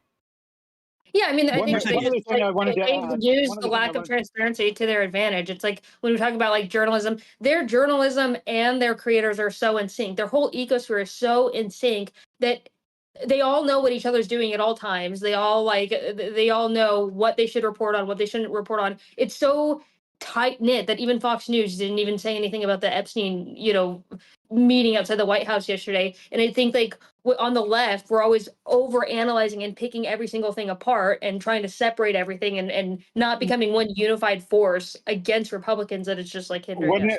One thing I think you're assuming may not be true is that, like, the dark money, billionaire or whatever funding Chorus through the 1630 fund, you assume he's on your side. And it's not just left versus right, but there are all sorts of super rich people who have their own interests and maybe funding content creators for purposes that, are not aligned with you. So you can't just assume that because it's a left-wing thing, it's on your side, or like that everyone. Are you saying that the 1630 fund, like, also funds some Republicans? I don't know if they do or not. If they did, I don't give a fuck. Like, as long as if a portion of their money happens to the right, and then happens to the left. What I'm saying is the person, I don't know all of the 1630 funders. One of them, I think, is Omidyar, an eBay billionaire. And if he has some goal that doesn't align with you, and he is funding content creators to pursue that goal, it's not the case that you and Omidyar or you and, insert billionaire here are necessarily on the same side. And so, like, it goes back to what I was saying earlier. I'll take that money and go work on my own side. Like that's what, like I don't like, okay, for example, if someone offered me $1 million to fund me, and my whole entire goal was to like build a ecosphere against the right, okay, and then on the same day they went and funded something that I don't stand against, I'd still take that money and be like, okay, thanks, bye. I'm going to build something that hopefully shuts down the other side of what you're funding. You might, and that's, good for you. But other people might take the money and continue to work in the interest of the secret billionaire paying them. And that might not be in the interest of the public. And going back to disclosing, when you're not disclosing what you're secretly doing, that gets to be a problem. Money is going to influence what you talk about. If you're getting paid $8,000 a month as like a relatively small content creator or something, that's going to influence you a lot. Mercedes, if your value regarding transparency is just the absolute bare legal minimum, that speaks volumes to us, to independents, to the people of America about where your priorities are. Now, I got a hypothetical for you. Okay, I mean, you can answer it. Go ahead. Yeah, I was gonna say, like, because I've been approached by different groups, and I've been approached by, what are they called? Those damn talent agencies and shit. And I never join them because I'm like, no, I say a lot of problematic shit. Like, I already know. Like, I have to be able to say whatever the fuck I want. And I know that there's these groups that might, like, for example, I would never fit in chorus. I would never fit in. I think there was another one like Trending Up or whatever. Like, these are hyper polished people, and I'm over here dropping, whatever the fuck I want to say. And as a result, like, I won't take their money because I just don't, like, I guess it doesn't. I get what you guys are saying, but I'm in like desperate times calls for desperate measures moment. So if a bunch of, like, what are they called, like these bureaucratic democratic content creators that are hyper polished and, I don't know, like establishment coded or whatever, if they want to start their own organization, and if they all agree with one another and they are pushing values that agree with my side to the degree that they do, and I think that the people in chorus generally do, then I don't give a damn. But, like, okay, for example, if they built up like this liberal org and then dark money started funding it and all of a sudden they started shilling with conservatives, then yeah, like, release whatever article you want against it and I'd be for the article. I'm just generally not for the article because I think it's just causing division. I mean, there's a real condescending and snobbish core in the liberal establishment. And I think a lot of the derision of the left and independents for questioning this and going, hey, that's interesting, why don't we talk about this a little bit, was one, an opportunity for liberals to talk about information disclosure, Citizens United, and the flows of money through our system and whether or not it's good, bad, and where your sort of values lie. Now, Mercedes, if I was to make a black box, you cannot see in, you cannot see out, and inside is the creepiest uncle you've ever met, 50 years old, warts all over him, you don't want his kids near him, and then I say, all right, we're going to put a whole bunch of kids, 50 kids, 12 to 15-year-olds in there. Do you feel comfortable with that? With them in that box with the creepy uncle? Yeah, I mean, nothing might happen.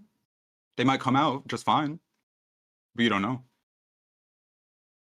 I mean, obviously, I'm not going to be fine with kids around creepy uncles, but I'm just not seeing how that relates to taking money and then, like, spreading liberal ideology. Because you might not necessarily have evidence of wrongdoing against quote unquote victims, right? I mean, you just gave me some evidence. You said he's creepy and he's like, I take that creep in and be like, okay, that's probably some evidence that he's got nefarious intentions. I mean, that sort of aligns with when I was asking you. Yeah, like, I know what's in the box. You know what I mean? Like, you're telling me what is in the box, so I'm not, like, I'm aware of what's in the box, that it's a creepy. Yeah, but he's been on his good behavior recently. See, you're just saying he's on his good behavior recently. That there's pretense there that his previous behavior probably wasn't so good. I don't know. You got to give me a different analogy. I mean, but you agree. You used to be a conservative. You completely agree that the Democrats' behavior wasn't that great. It was condescending, it's snobbish, and I'm actually glad that you're here in the party to change it for the better. But you just need to defend your ideas. I don't think Democrats are mean enough. Like, I think I guess that's a loaded question for me, but I think that Democrats, I just don't think they're playing dirty enough. Like, I think they sit there and watch conservatives, like, stomp all over them all day long in every way, when it comes, like, legislatively, when it comes to how they react to the things that Donald Trump does. I don't know. I think in every single aspect. We let ourselves get stomped on, and then when we let like things like this happen, like the Taylor Lorenz shit come out, and all of a sudden you have a bunch of people who are choosing to unfollow or choosing to step away from supporting liberal media when we're like this comparatively to conservatives who are like this in the media sphere. So I just think it's counterproductive. I think I was wondering what you said ahead. earlier when you were saying that you would have preferred to see transparency and people can say that they were getting paid by Chorus and that would be fine for you. Now, Taylor, when she was presented with the fact that some people had disclosed before the article, she went on to say, well, that's still not good enough because no one disclosed that they were paid by dark money from 1630. So she wasn't satisfied with them saying they worked with Chorus. She was wanting them to say, we're funded by Chorus, who gets money from 1630, which is dark money. Do you agree with that or no? I hadn't heard that, but I'm just going to go on what you just said. I guess I disagree with that, right? Like, I don't know if you have to like paint out the whole like funding structure. That like, hey, I'm working with this organization, Chorus, you know, they're paying me, right?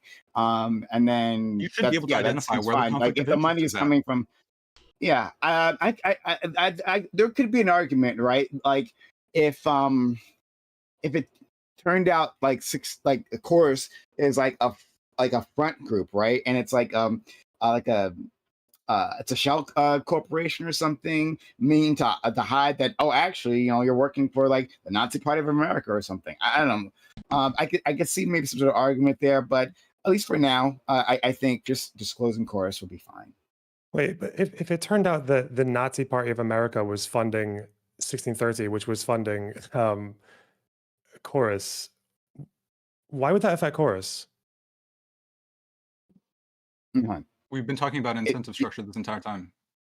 Yeah, I know, but that's why I'm wanting you to elaborate on you just saying, like, we don't know if the conflict of interest is. I want you to illustrate where it might be. If those guys don't say it to people that got funding from 1630 through Chorus were actually getting funded by a bunch of nefarious actors, why would it matter when you can clearly see what these organizations are doing and what they're promoting? Like Planned Parenthood is a 501c4, right? It's dark money. Yeah? Sorry, I don't. No, I'll simplify. I don't know idea. I have no idea about okay, Planned Parenthood is dark money because it's a 501c4. They don't have to disclose who funds them. Okay. If we found out tomorrow that 60% of Planned Parenthood's funding comes from pro-lifers, like, okay, they're wasting their money, right?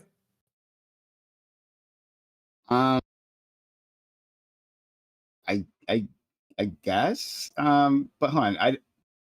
Let's go back to Chorus. So like I'm still a little confused as to what your objection is here. So I said, I mean, as far as I know, I think it's fine. Because I haven't heard this comment. It's fine if they just say Chorus. Like I'm powered by Chorus, by that organization. And then you disagree with that? You think there should be more? Okay. No, I'm going. That's why I'm asking, because it seems like between you, so you seem like you're okay with them just saying Chorus, although QT earlier you were saying there's still a further issue with the dark money of 1630. So I'm trying to figure out, like. Yeah, I mean, I said before that I was okay with them saying Chorus. I don't think people necessarily know, what the 1630 fund is unless some event like this comes up. I assume there's some record where you could figure out that the 1630 fund funds Chorus. Like that must Planned be online Parenthood somewhere. fund influencers? Is that a thing? Does Planned Parenthood fund influencers? No, that wasn't. Prime, are you that wasn't the point. I don't think that was not the point. No. But yeah, I guess I think it's fine if you disclose that you're connected to Chorus, or basically like that you're being paid. I think Prime made a good. You should. Like it's not just enough to say I'm connected to Chorus, but you have to signal that you're actually being paid, I think. Okay, so just to be clear, do we agree that that's a bad faith objection from Taylor Lorenz for saying they should actually disclose? You're fine with the. I mean, no, I don't think it's a bad faith. No, not at all. No, it's not bad faith. She's saying they should have disclosed they were connected to 1630 as well. To ask for more transparency is not bad faith, right? Like I think that might be a bit overboard, but it's like fine to say, oh, actually, because it's at least the creators know where the money is coming from, right? Maybe they should say, yes, it's coming from this organization, right? Because we know it's coming from that organization, right? Like Chorus is a subsection. There's a word for that. Subsection of of this large organization, right? And so asking for that greater step of transparency, there's no way I would say that's bad faith. I just thought like, oh no, it's fine. It's fine. Just saying chorus. If there's a clear connection between the two. Yeah, I don't think you can ask us to defend, the good or bad faithness of something Taylor Lorenz said. She would have to defend or explain her own statements. I think it's sufficient to say, we're funded by Chorus, or Chorus pays us money. Well, I mean, he's not asking you to defend it, but he is asking you to take a stance on it. Like part of it is he's just saying, like, if you're not, if you're saying you don't. Yeah, so I have taken a stance on it. I can't say whether Taylor Lorenz's comments, which weren't in the article, whether those comments are made in good or bad faith. What do we think about her comparing? What do we think about her comparing minimum this of to disclosure? media? Whether or not you're just going to go what meets the law, or you're going to go above and beyond and be an exemplar for the people of America to show that, hey, we do value transparency, we do value honesty, we want to do right by you. And unfortunately, it seems like Brian Tyler Cohen dropped the bag, and what we're doing in response is criticizing everybody who is looking at Taylor Lawrence's article. I think you keep saying value transparency. I think everybody here would say that they value transparency. Comparing this to Tenet Media. What do we think about Taylor Lorenz comparing Chorus to Tenet Media in her article and in her video? Crazy. Yeah, I think Tenet Media is like a way more extreme form of this kind of thing. So like if Tenet Media is a 10, maybe this is a 1. It's Tenet Media is much worse. It's foreign money. It doesn't matter what it is, though. No, it doesn't matter if it's foreign influence operation right? on American politics. But it doesn't matter. The point I'm trying to get at is that this is a I agree. I think it matters a ton.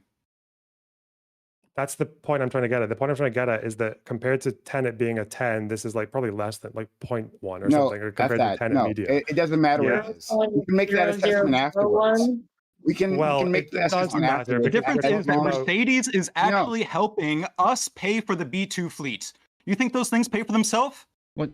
So like, it doesn't matter if Tenet is like quote unquote nefarious and acting against the wishes of the American government or the fuck, right? None of that matters. From the creator's perspective and the creator's relationship to the audience, you should disclose it. So Tim Pool should have disclosed. Lauren Southern, another one in Tenet, should have disclosed. And once you disclose, then we can make that assessment, right? We can have people, rather than having to dig up these shadowy links, right, and try to figure out from there, people can just like make an assessment. Oh, what is this Tenet thing, right? Let me go look it up, right? Let me dig into this. Does this make sense for me? Then we can have a discussion about that. All that happens first with disclosure. Yeah, that's such a good point. So if we've moved on from people defending the article, because it seems that if your position is that they should have disclosed, you're the only one attacking the article. We're all ambivalent to it. Well, no, the topic was pretty clear that it was on the Wired. The topic was pretty clear that it was on the Wired article. Taylor Lorenz for the article. You kept on talking about liberals attacking Taylor Lorenz for the article, but now you're indifferent to it. What are you talking about? Yes, the article is going way beyond. It's going way beyond just saying, yeah, we like this that's happening, but they should just do better and disclose big fucking deal. That's like a 2-second story argument done. That's not what's being claimed though, and that's why it's not a surprise that the people who have been taking this article, the people on the left who you think are being unfairly attacked, are people who took this article and took all the connotations and did exactly what Taylor was trying to do and did all the inferring and saying that it was DNC telling them what to say, telling them to toe the line, making sure they don't say things about Gaza, comparing it to Tenet Media. Like, they're all reading it in the way that it's fairly intended. It's intended to be a hit piece that goes way beyond just saying it would be better if you disclose. Do their audiences not have critical capacity of their own? Because Prime and I agree, disclosure means that you believe people have the ability to search up information for themselves and discern their own opinions, rather than just what is getting delivered to them. Because I don't think every single MAGA person believes everything Donald Trump says. I think they full abashedly say, hey, this guy's kind of full of it, but he's my president.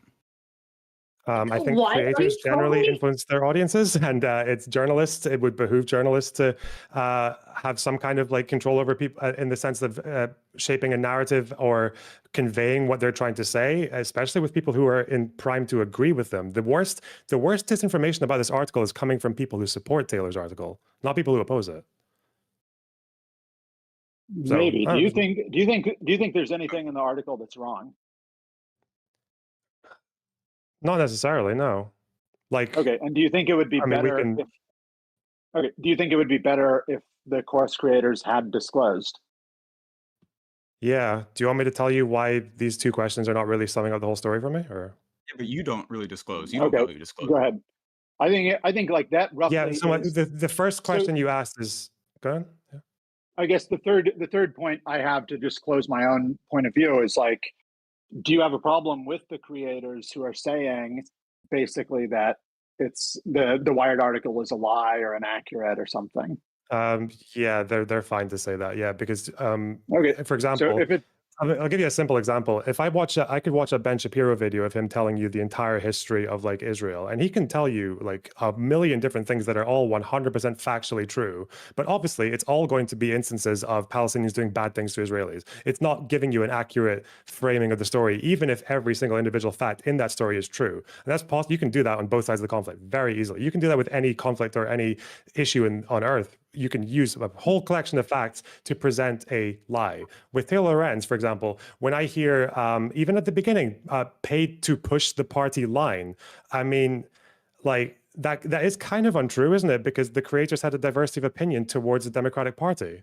And when you look at the rest of it, she can accurately describe the contract. She can say, yes, the contract did say everything about this agreement is confidential, like my PV contract says, but that's not necessarily telling you the full story to a reader who's not familiar with the way these NDAs and contracts work.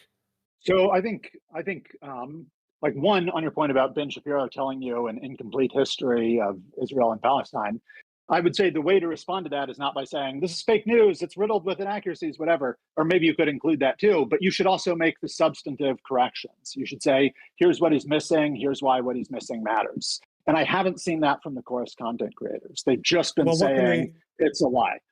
And well, so again, what can they do though? So say when the creators, the true followers of Brian Taylor Cohen are sticking around. The true followers of Brian Taylor Cohen aren't bringing these sorts of critiques up. Let me finish. The other thing you said is that in the subtitle it says they're being paid to push the party line. I think that's probably roughly accurate. Like I mentioned before, at the DNC Chorus town hall or panel or whatever it was, DNC Chorus chair meeting, Brian Taylor Cohen describes what Chorus is, and he says it's building the infrastructure to create the next generation of democratic content creators. So, but that's not pushing the party line. Again, well, that's not pushing the party line. There isn't even a party line. Splitting hairs about what pushing the party line is. Like, I think you're being paid generally to produce pro-democratic content. I assume. Yeah, but you understand that if you riddle the article with the strongest connotations like that, again, if you keep saying, if you open with to push the party line, and then you constantly refer to dark money, and you keep on literally taking things out of the contract, even if none of them are being practiced in that way, and no one's even said they're being practiced in that way, and you keep on going that way, then yes, you are building up, you're constantly using the right choice of words to build up a story that's not true. And that's why it's no surprise that the people who support Taylor's article in the online left space have been the ones who are most inaccurately representing it. Yeah, that's why it's very clever, but yeah, it's ultimately dishonest. Yes. Yeah, I don't think you can say it's dishonest if the underlying facts are right and nobody presents an alternate view. Well, they did present alternate views.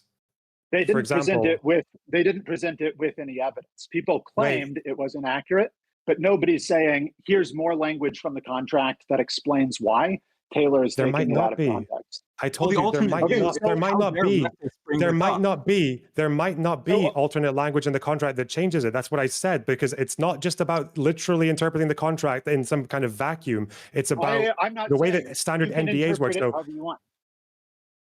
So yeah, you haven't seen the contract, so you don't know if it's standard or not. So you're just assuming there's some possibility where maybe it's okay. I agree that, okay, it's possible what you're saying is true. It's possible it's not true. But we haven't identified any factual error in the article.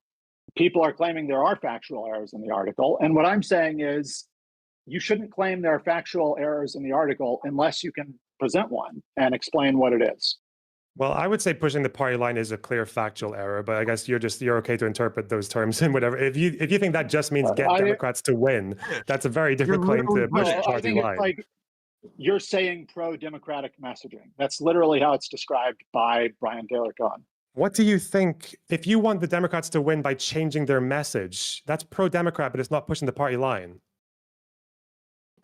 I don't know why you're being so obtuse. Okay, how can you think these are the same thing? You get a daily 15-minute messaging briefing, twice monthly, news event, whatever, help connecting you to lawmakers. They want you to publish pro-democratic content to a wider audience and so on. Like, obviously they're trying to promote the party. And you're saying like, well, I don't know if it's pushing a line. Like, I don't know what the point is in like trying to split hairs over that. I don't know how we would resolve that. I think it's basically trying to say. So when you're in common parlance, even in common, again, if you do an interview with like Zohran Mamdani, would you say that's pushing the party line? Well, just to be clear, she did say nominee. She did a video on this on you're YouTube. Being intentionally retarded. Okay, I get it. Okay. Hold on. She did. Hold on. Wait. Hold on. She did a video on this as well, where she talked about her article. She went over it in a lot of detail and even read straight from it. And a lot of what she was talking about was like gatekeeping people who are farther left out of like pro-Democrat movements. And so it seems as though she is like talking about like hardcore DNC establishment sort of things when she says towing the party line from the videos that she's put out on this as well. I don't remember if that was mentioned in the article, the gatekeeping part or not. I don't think she did talk about gatekeeping the article. You don't think she did? Yeah. Right. She had a follow-up piece where I think she talked about more about what you're referring to, like a video, a video piece on her YouTube page. But in the article, she doesn't really talk about gatekeeping. So would we infer what her video to be like adding to this, or is the video like a separate thing? It's a companion piece.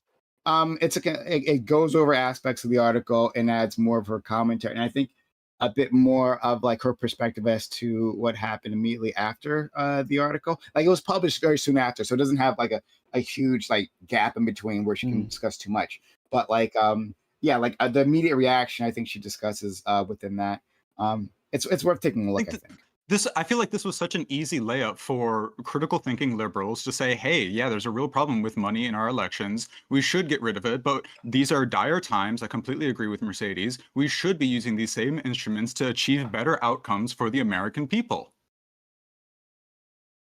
So I think from what I took away from it is that she is saying that there's that like towing the party line is a way of like gatekeeping leftists somewhat out of the movement, and that it is a pro-establishment. I would agree with that point, but I also think that that I think they're allowed to police their own borders for this organization, right? As to who can be involved, who can't. I mean, in providing the funding, it makes sense to decide from there, right? And others I would not be acceptable for this, right? I spend a lot of time shitting on the DNC, shitting on corporate Democrats, shitting on the leadership. So they would not accept me. That being said, I like the program as it stands, except for what seems to be a lack of transparency. Other than that, yeah, we should have that level of infrastructure. I've literally been calling for programs like we should this, take the media space to be created. Well, I think that's what LonerBox is disagreeing with, though. I think LonerBox, you were disagreeing that they were. He doesn't think we should take the media space? No, that they were actually like towing the party line, and that they actually were like a pro-establishment group, right?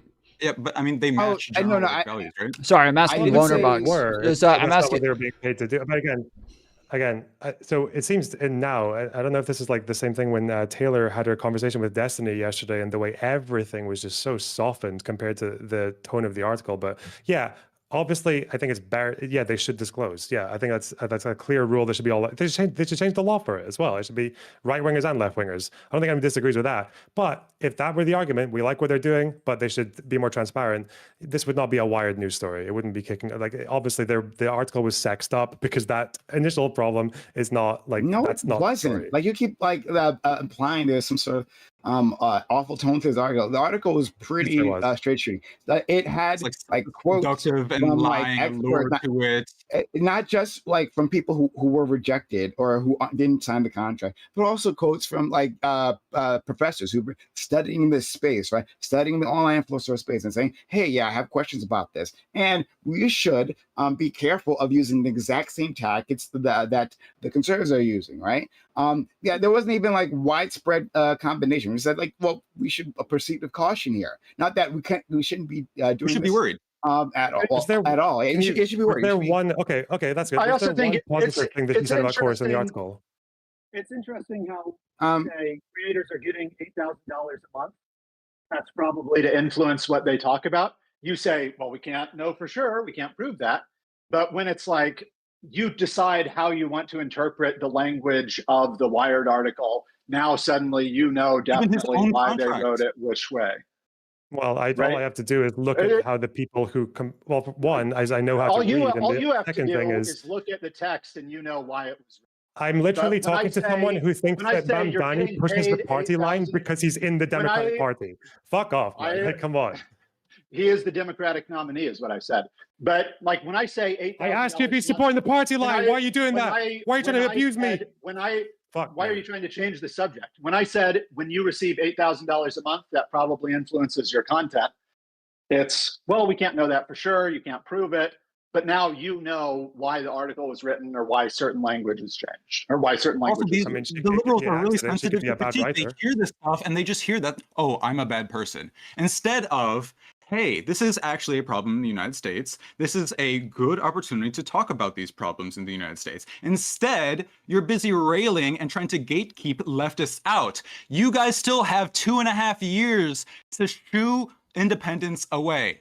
Now I'm sorry, time Dispel, to gain our trust. You've said numerous times, like you've used that people aren't disclosing numerous times as an accusation. And now you're saying, oh, you hear that you didn't disclose and you're acting like this makes you a bad person. But that has been your implication this entire panel. I think it shows a different virtue. I think it shows where your values are, right? If your value is, I'm just going to do what the bare minimum the law says, instead of having a value of radical transparency and being proud to wear the badge, I am proud to be associated with an organization that is pro-abortion and pro-gay marriage, then I don't know. What are we doing here? Oh, Mercedes, you're muted. I said we're winning. And then I said, I'm sorry, continue. Hell yeah. Yeah, so like something positive talked about. Well, Taylor like pointed out how the 1630 fund has a track record of supporting liberal lefty causes, right? She goes through its history of fundraising, but also where it's spending that, like on the abortion rights proposals that were making their way through legislators, right? On helping to fight back against the Republican state of candidates. It seems like 1630 has been in this space. It's not like brand new, like something that was just created this year, right? And then created Chorus and then started doing any other stuff. No, it's actually been in this space for a while. It's establishing itself. And yeah, I mean, so her positive claim was about 1630 rather than Chorus, right? Yeah. So we're talking about positive claims for thing that's funding. Yeah. Because where the money's coming from. Yeah, I'm just clarifying. Okay, I'm just clarifying. You're saying 1630, and she just described the fact that they fund like climate issues or abortion or everything else. Okay. Yeah. This is the same group that she constantly refers to as a powerful dark money group, right? Yeah. Hold on. Is that not true? That's not. We're asking if she is giving them positive connotations or not. Yeah. If that's your only example, that's okay. So in other words, she's saying powerful dark money is neutral. Are you fucking serious, dude? A liberal dark. It says okay. So I'm like literally just going through the Control F, right? Now, Democrats hope that the Secretive Chorus Creator Incubator Program, funded by a powerful liberal dark money group called the 1630 Fund, might tip the scales. The program kicked off last month, and blah blah blah. Right. So it says what this says. A powerful liberal dark money group. Now, is it a dark money group? It is, right? So it's like it's perfectly reasonable to say that. Is it a powerful? Has anyone ever done like close reading or comprehension in English class in school? Like, what the fuck's going on here, man? Sorry, hon. I'm being Is it a dark? Does it count as a dark money group or not? Well, can we have somebody define dark money? Because the dark money, I've heard like 5 different people give 5 different definitions of it. Taylor Lorenz yesterday described it as just like you don't know where the money it comes from in totality, so it's in the dark. But like all to me, 501c4s. Yes, and that's what Destiny was essentially. That's what Destiny was essentially making the point of yesterday. But it's like at the end of the day, like it's just so wild to me that like we can just say we're like, yeah, it's a dark money, and this is what the definition is. But like, there's a difference between okay, we understand what it is definitionally, and like the impact it has on the readers and how they're going to take it and run with it. And for me, it's just like when people are like, ooh, dark money. It's not her job to like run a PR program for this. Great. It says she was actually described this. It's a dark money group. It is a dark money group. And she described what it did. Right. So the reader. It's purely factional reporting. Sorry, factional. Okay. So if I do a peek, the problem with dark money is not that it's evil. The problem is this incentive structures behind it, and the connotation that you're balking against is not dark money, and the dark, carries opaque, evil, dark sort of connotations. The connotation doesn't change just because it's Democrat dark money. It's still dark money, and there's a conversation to be had about dark money. Everyone here on this panel is fine with the Democrats using the dark money to establish a media presence. We just want you to value transparency. Okay, let's say I do 2 articles. And at least Mercedes is honest about her. Let's say I do 2 pieces on 1630, and they're worded exactly the same, except in one, every time I refer to them, I call them dark money, and the second one, I call them a social welfare organization, because that's actually like what a 501c4 is, right? Social welfare. Do these 2 articles have the exact same impression? Do you think the big beautiful bill was big, beautiful, or a bill? Well, exactly. Yes, because someone describing themselves versus someone describing someone they're writing an article about, you fucking retard. Sorry, any serious people want to answer that question? Well, that's the entire point, is calling it the big beautiful bill is supposed to give it a positive connotation. They're trying to build it up and make it sound a lot better, just as calling it dark money is supposed to have a negative connotation. Republicans are going to make it sound bad when they call it that, right? No, he thinks they do have different connotations, and the dark money article that you described there would be more accurate because it gives a better understanding of like the structure of this organization. Something that's flawed. Social welfare fund. Yeah, do you think I don't know. Purposely use the term dark money? I was asking you. Yeah, I was asking you purposely. She definitely used the term dark money on purpose, and it does create a different connotation. But as a journalist, she's trying to tell some story, and she has a point of view. This is your win, LonerBox? Well, one second. She's trying to tell a story, and she has a point of view. She's trying to communicate her point of view to the audience. You may disagree with her point of view, and you may think like she's representing things poorly or she's leaving things out. It would be completely appropriate for you to explain what she's leaving out and how she's representing things poorly, and why it's actually better to refer to this as a social activist, whatever you're saying was the other name for it.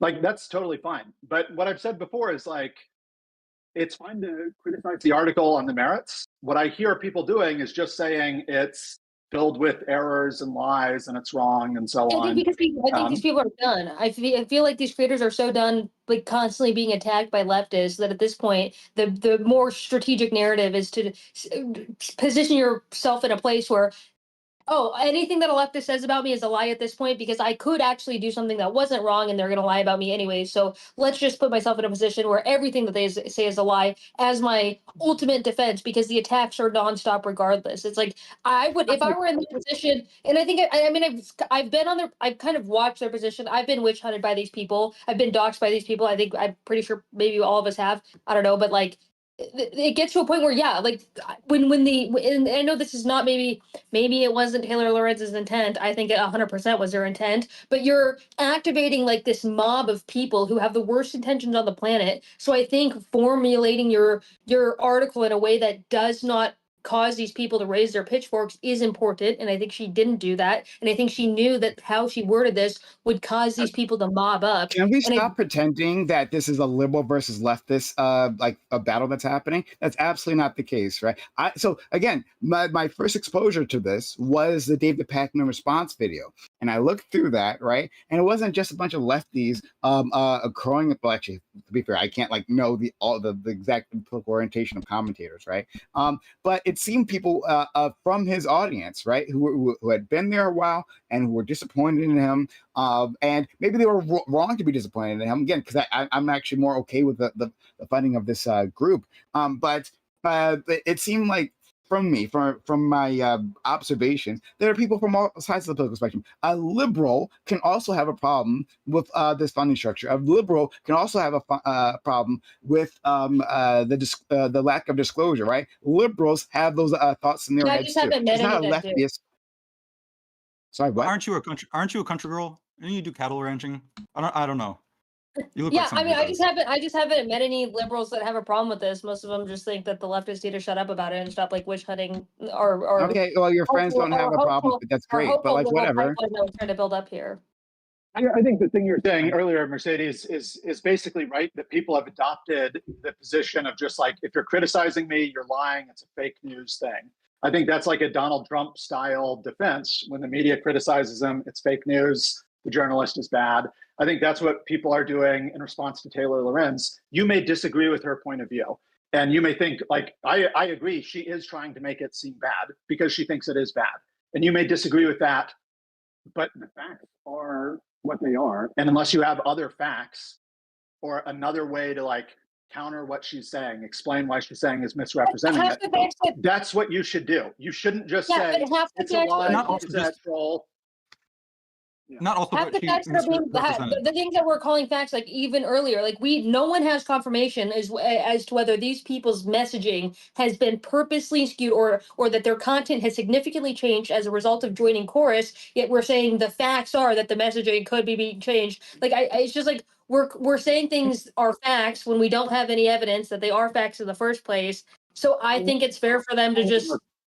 The things I'm saying that are facts are the factual claims in the article. So like the claims about what is or isn't. Yeah, the claims about what is or isn't in the contract. That's a fact. If you had the contract, you could look at it and see if it says what Taylor Lorenz says it says. But earlier you were saying that their messaging. When we talk about the contract, are you just ignoring me every time I point out to you that just because something has a boilerplate statement about disclosure on a contract, that does not necessarily mean it's going to be used in that way? And when you have every chorus creator saying, you make your points without personal insults. Go ahead.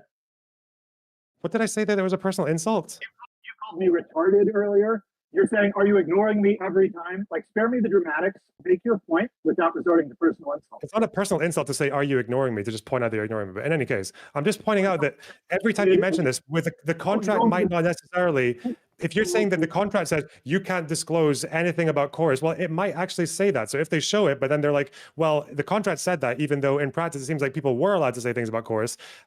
When you have creators who are not just saying fake news lies, some of these creators are saying that their experience in chorus is not the same experience as what is denoted in the article. There might not be physical proof of that, though, apart from like Ali showing proof of her emailing Democrat politicians. But it may be the case that the factual claims are true, is what you're saying.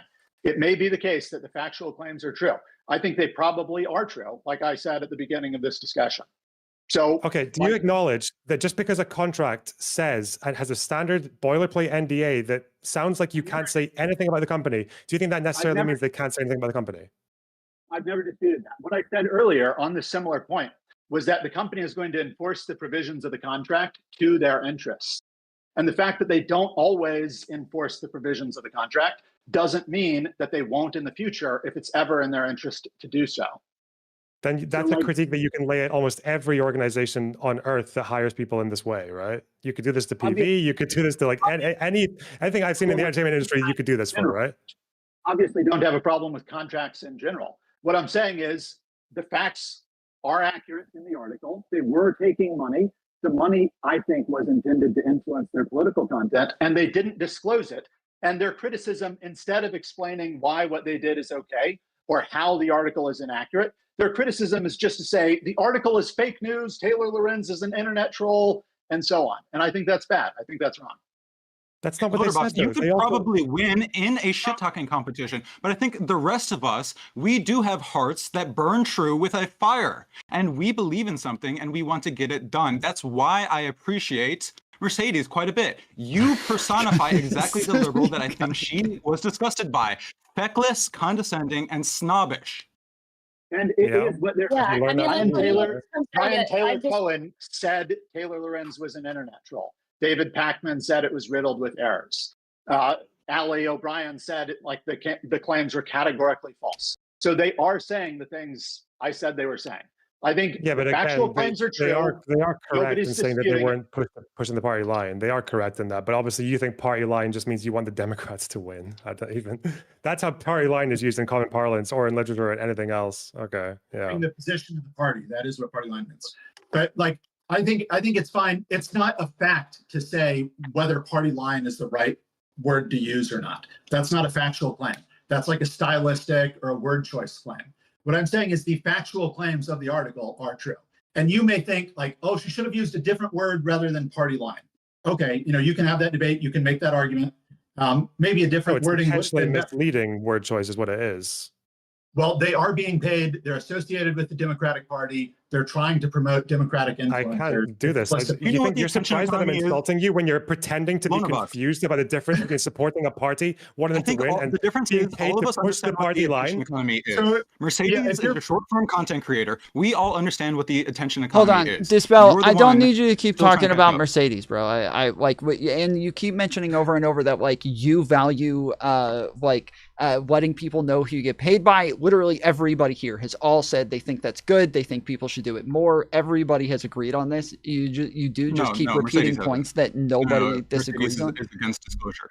No, and I think that's honest. I think that's cool, and I want to be in discourse. No, with a liberal Mercedes like did not say she was against disclosure. No, Mercedes did not say she was against disclosure. I'm not against it, but I don't think if it's So like, I'm not against it, but if it's not happening, like in the situation of course, I don't give a fuck. So like, Parrot is kind of like, yeah, to say like I don't give a fuck. I mean, that's low key the truth. Okay, but I do want to go back to the. I do want to go. I want to go back to because you keep saying QT that like he could make those points or you could have those arguments, but that is the point that like LonerBox is trying to make, is that while this might state a bunch of things factually, it's stating in a way that is misleading, that it is giving connotations and is giving ideas that aren't necessary. What is misleading about it? So like if someone creates a video or says like, I think it's misleading because X, Y, and Z, I wouldn't have a problem with that. I wouldn't, reply to them. I wouldn't say, no, you're wrong. I'd just say, okay, that's what they think about the article. Like to the extent that LonerBox thinks party line is misleading, he's free to think that. It's a subjective word choice. Maybe it is misleading from how he understands the word party line. I think of party line as meaning like what the party has like officially adopted or the party itself. So like if you're saying, I support Democrats, I want Democrats to win, I support Democratic policies, to me, it's fair to say like, oh, you're pushing the party line. If you're being paid to do that, I think that's a fair description. If it's just this subjective difference between is party line a good description or not, like I don't really care about that. I think the facts of the article are true. The creators that I've seen that I'm complaining about are just attacking the article, saying it's fake news, saying Taylor Lorenz is an internet troll and so on. I think it's wrong to do that. They should have disclosed they were being paid. The payments were to influence their content. They should respond substantively. To the extent that LonerBox's responses are substantive, maybe I'm just in an agitated frame of mind. I haven't recognized any substance to his claims, but to the extent that they are substantive, that's fine. I don't have an issue with that. I'm not disagreeing with that. Okay, I'll try one question. No one here disputes that I disclosed and spoke about my relationship with PV like all the time, right? When I was there, Prime. It seems like it was certainly much less than Prime. I have no idea whether you did or not, but I don't dispute it. Yeah, I have no idea, but I don't think you're dishonest, so I don't think you would. So, do you realize that but tomorrow I could write an article with proof and screenshots saying that I was told by Progressive Victory that everything about my agreement with them was confidential. I wasn't allowed to talk about anything. I could say that, and it would be factually true. It would be factually true. I can send one of you in DMs if you want to see it right now. Okay, but so if I, obviously, yeah, if I, now my question is, if I said that, if I just said Progressive Victory told me that I couldn't say anything about working with that organization, that's a factually true article. Do you think it's misleading? Yes or no? yeah. Yeah. Okay. That's what I'm saying So about if, Taylor's like, article. I'm saying she's doing the same thing. Yeah, suppose I write an article that says Progressive Victory says creators can't disclose, and I show like a screenshot from your contract. And then you say that was a line that was never enforced, or whatever it is that makes it okay for you to have disclosed it. And you point out, here are all the times I disclosed it. I had a Progressive Victory logo on my stream, or whatever you did. Then I would say you have effectively rebutted the article. You've explained what was misleading about it. They were taking a quote out of context, or some quote from the contract that didn't apply. And in practice, you did disclose. I'd say you've effectively rebutted the article. I haven't seen anything like that. I haven't seen anything like that. Okay. Of course. So when creators like Ali have said that they didn't have to funnel every single interview through Chorus, do we just not take her word for it? Like we took the word of the people? No, I believe she didn't do that. I believe she didn't do that. She said, I forgot to, send every interview through Chorus Newsroom or something. I believe her. And also why the clause is there? Do we disagree with that? That it was there so that they didn't have like double bookings, or so that candidates wouldn't get like, say like they got Bernie Sanders looking swamped by like I don't creators. know why. I don't know why the clause was there. Yeah, we don't know why. No, but we're saying have different clauses for different contracts. We're saying she gave an explanation. Does it not make sense though? I think that's a very charitable. Yeah, I think it's a very charitable explanation. Just like, if I made you sign a contract that said I get to control your bank account, you could give a charitable explanation. You could be like, well, Quick Thoughts has my best financial interests in mind. He's going to do a good job, whatever. That would be a charitable explanation. Or you could give a sinister explanation, like I'm going to steal all your money. And likewise, we can give a charitable explanation. Sinister, an ad homing, a critique, and honestly just abusive responses. Nothing I said there was sinister or abusive, but in any case, you could go to been abusing QT. You could give a literal interpretation of what they say here, which is booking engagements disclose to Chorus Newsroom personnel any engagements with government officials or others on topics related to Chorus's policy agenda that the contractor arranges through other means. That sounds like the contractor, the creator, I think you're doing that thing. I think you're doing that thing you accused the Wired article of. You're reading provision number 2 out of 3. So the first provision says you have to organize interviews with lawmakers through the Chorus Newsroom. Second provision says any interviews that you organize independently you have to loop Chorus in. The third provision says you have to fully cooperate with Chorus on the interview. That's what I wish you would stop listening, my friend. Yeah, so that is within you don't love me enough to finish my sentences. Please stop doing it. You don't love me enough to finish my sentences. That is within a this is purity checking. This is where the purity checking is coming from. It's coming from the establishment. This is an abusive relationship, okay? This is an abusive relationship, and you stop. I've got one more sentence. I'm not interrupting. I wasn't finished. You're interrupting me. I'm not interrupting your interruption. Okay, I've got one more sentence. Fuck me. That is within a contract that says Chorus can demand the correction or revocation of any content at a Chorus organized event. That you also have to organize interviews through Chorus. Go ahead. You were interrupting my interruption to go in a completely different. You have no idea what I was about to say. Go ahead and finish. I was reading point 2 to say an example of a literalist reading would be to say that if you were saying disclose to Chorus Newsroom personnel any engagements with government officials or others on topics related to the policy agenda, if you read that literally, it sounds like they're saying everyone you ever talk to, government officials or others, about anything to do with the Chorus policy agenda, which could be quite broad if it's Democrat stuff. That would mean you have to disclose to Chorus if I was working for Chorus, I'd have to disclose to them that I'm talking to you guys now about something that relates to their policy agenda. That would be insane. But obviously, you can interpret a contract in a very literalist way and paint it in bad faith to make it look really fucking dark. Like how? Yeah, I think I explained that previously. Of course, there could be a charitable explanation or a sinister explanation. But isn't the idea that like when Taylor puts out anyone who understands how these contracts work? Well, isn't the idea that when Taylor puts out her article that like it hasn't been refuted and it hasn't been disproven, but these people are saying, hey, this is what the contract says and this is what it means, and unless somebody refutes this or contradicts it, proves it wrong, that like we would accept this interpretation of it? Yeah, but the problem is that like what probably happened, and I've got this from like just a few conversations with people who know people in this program, Like I know some people at Chorus. It seems like what they did was the contract probably was written in a fairly like draconian sounding way. Not because it seems like, again, no one in Chorus has ever come forward and said it was actually used in this way, but because same reason in Progressive Victory, you're working with content creators as a nonprofit working with people related to politics. And that can open you to a lot of very murky areas where a content creator, again, content creators are kind of erratic. They're kind of mental, okay?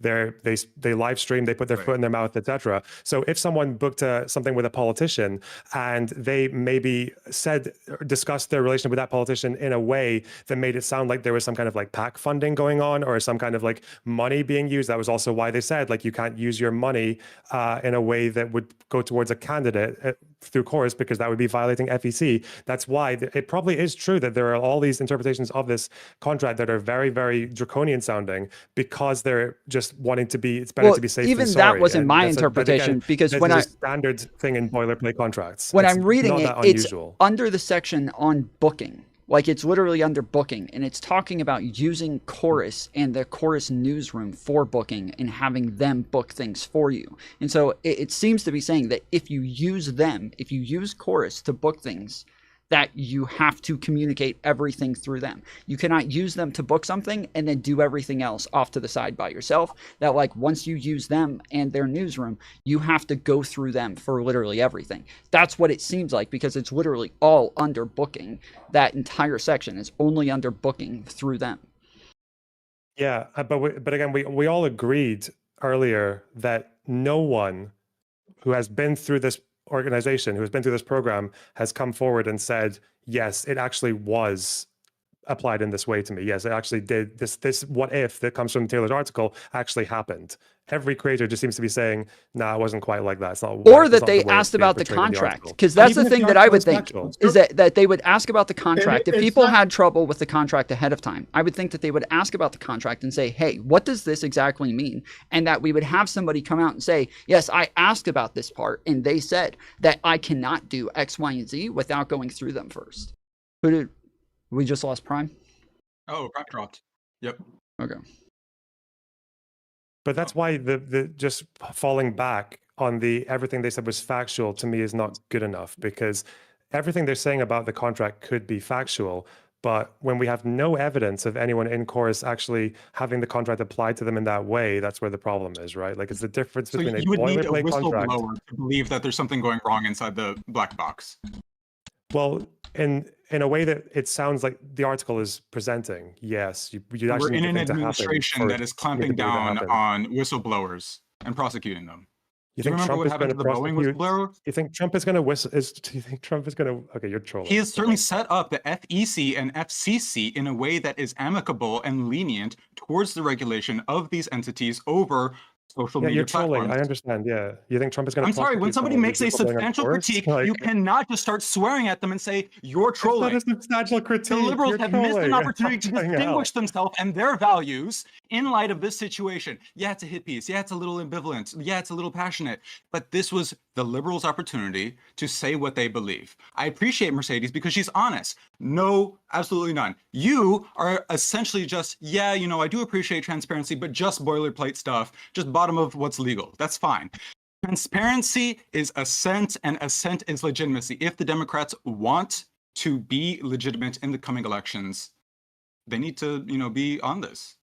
And I guess this whistleblower should come forward because if the contract is being applied in the way that Taylor's article makes it sound like, then it sounds like people are getting pretty fucking abused in that organization. Yeah, it'd be a shame. I mean, her article does not claim that the contract is being applied like that. The factual claim is that those provisions are in the article, and those provisions may motivate behavior. So, and what do you think the average reader is going to make of that? We know what you make of it. Yeah, I think chagrin and denounce the left for bringing up these critiques. Yeah, I need to get going. I'm just. Will I ask the question again?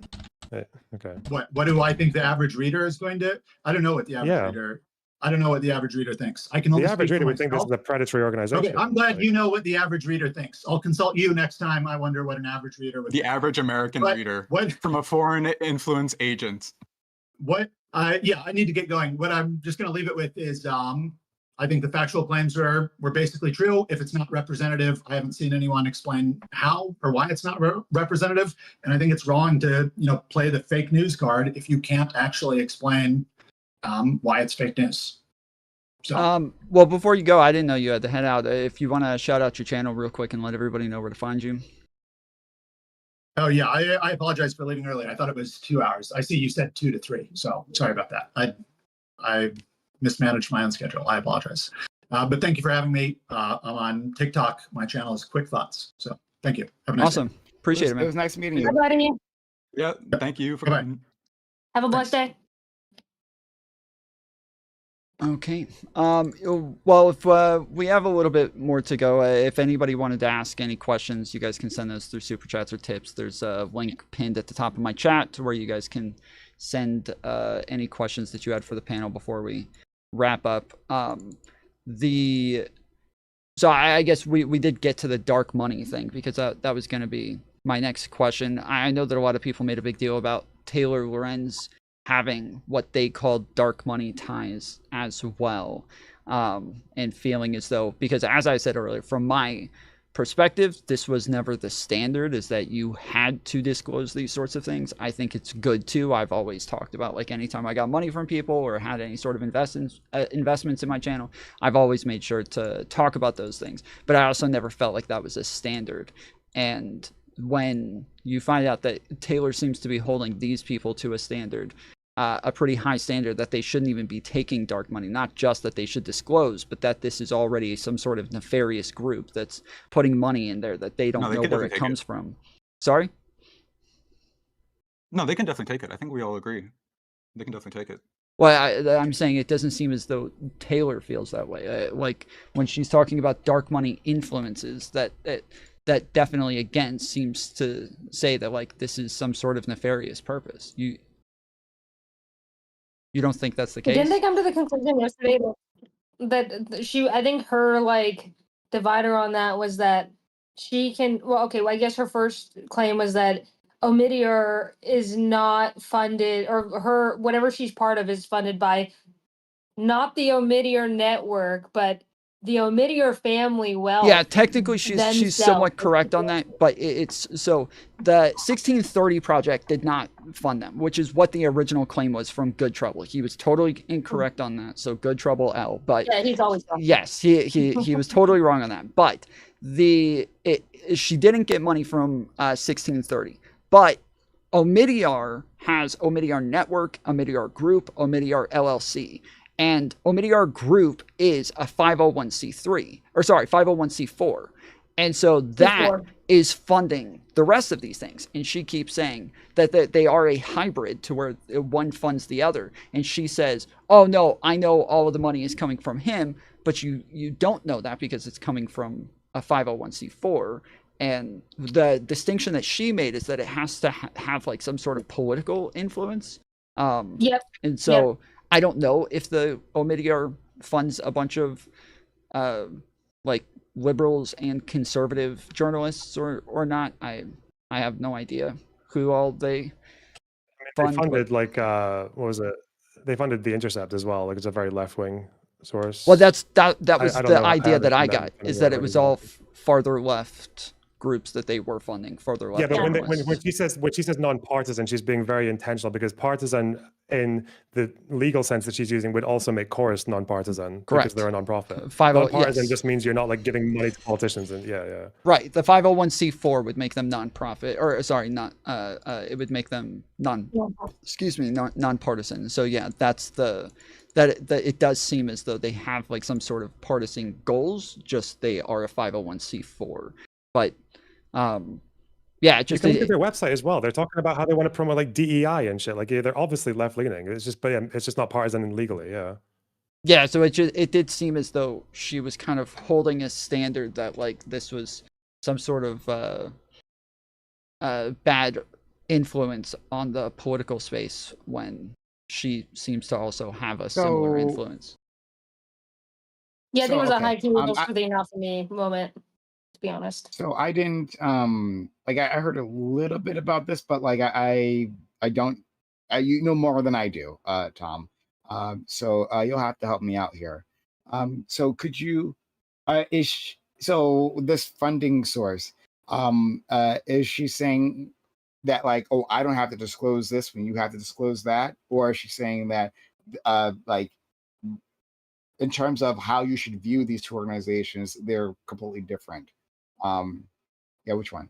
Yeah, the way that you would view the types of funding is different. That one group, because you don't know where the money is coming from 1630, that this could be some sort of like nefarious funding that is influencing your ideas and the directives for Chorus. Whereas for her, she believes that she knows Omidyar is like he's a billionaire and that he's paying for all of it him personally when it's a 501c4, so you don't know that. Correct. And then It's not also, a, to be clear, it's not a five, just a, one factual correct. It's not a 501c4 that funds the reporters in residence. It says it's their foundation, which I believe is a 501c3, but then it's also the LLC. But that's Omidyar Network. Is obviously, that's dark money, yes, right? that's Omidyar Network, but Omidyar Group is part of the fuck, what is that? But they like it's part of the hybrid, which is a 501c4. So could you? The hybrid is a 501c3 and an LLC. That's the hybrid. Is it? I thought Omidyar Group was also part of that. I thought it was all three. This is their response, because they put out a response to people claiming that because of Taylor saying because of people claiming that Taylor was funded by 1630, right? Yeah, but their response in their website says Omidyar receives no funding for reporters in residence through the 1630 fund. Our programmatic work is supported entirely via the foundation and LLC. So obviously the foundation is C3, the LLC is it's just an LLC. It's you wait, don't have to I thought disclose Omidyar Group LLC, was the right? foundation, and I thought that was the C4. No, that's. I don't think so. No. Okay. So did she or did she not like disclose this Omidyar Yeah, she thing? did. She did disclose it again. It was more about the influence that she was talking about. That it's the dark money thing that she's did she disclose going it? against? Yeah. Did she disclose it before? Like, when did she did she disclose it before this article, or was it after this Sorry, article? okay, it's Omidyar Family that is the 501c4, and that this is. Wait, you just didn't disclose it until people started probing into her. Then that's a lack of transparency. So this says that I'll read just what this says. This says that Omidyar entity is.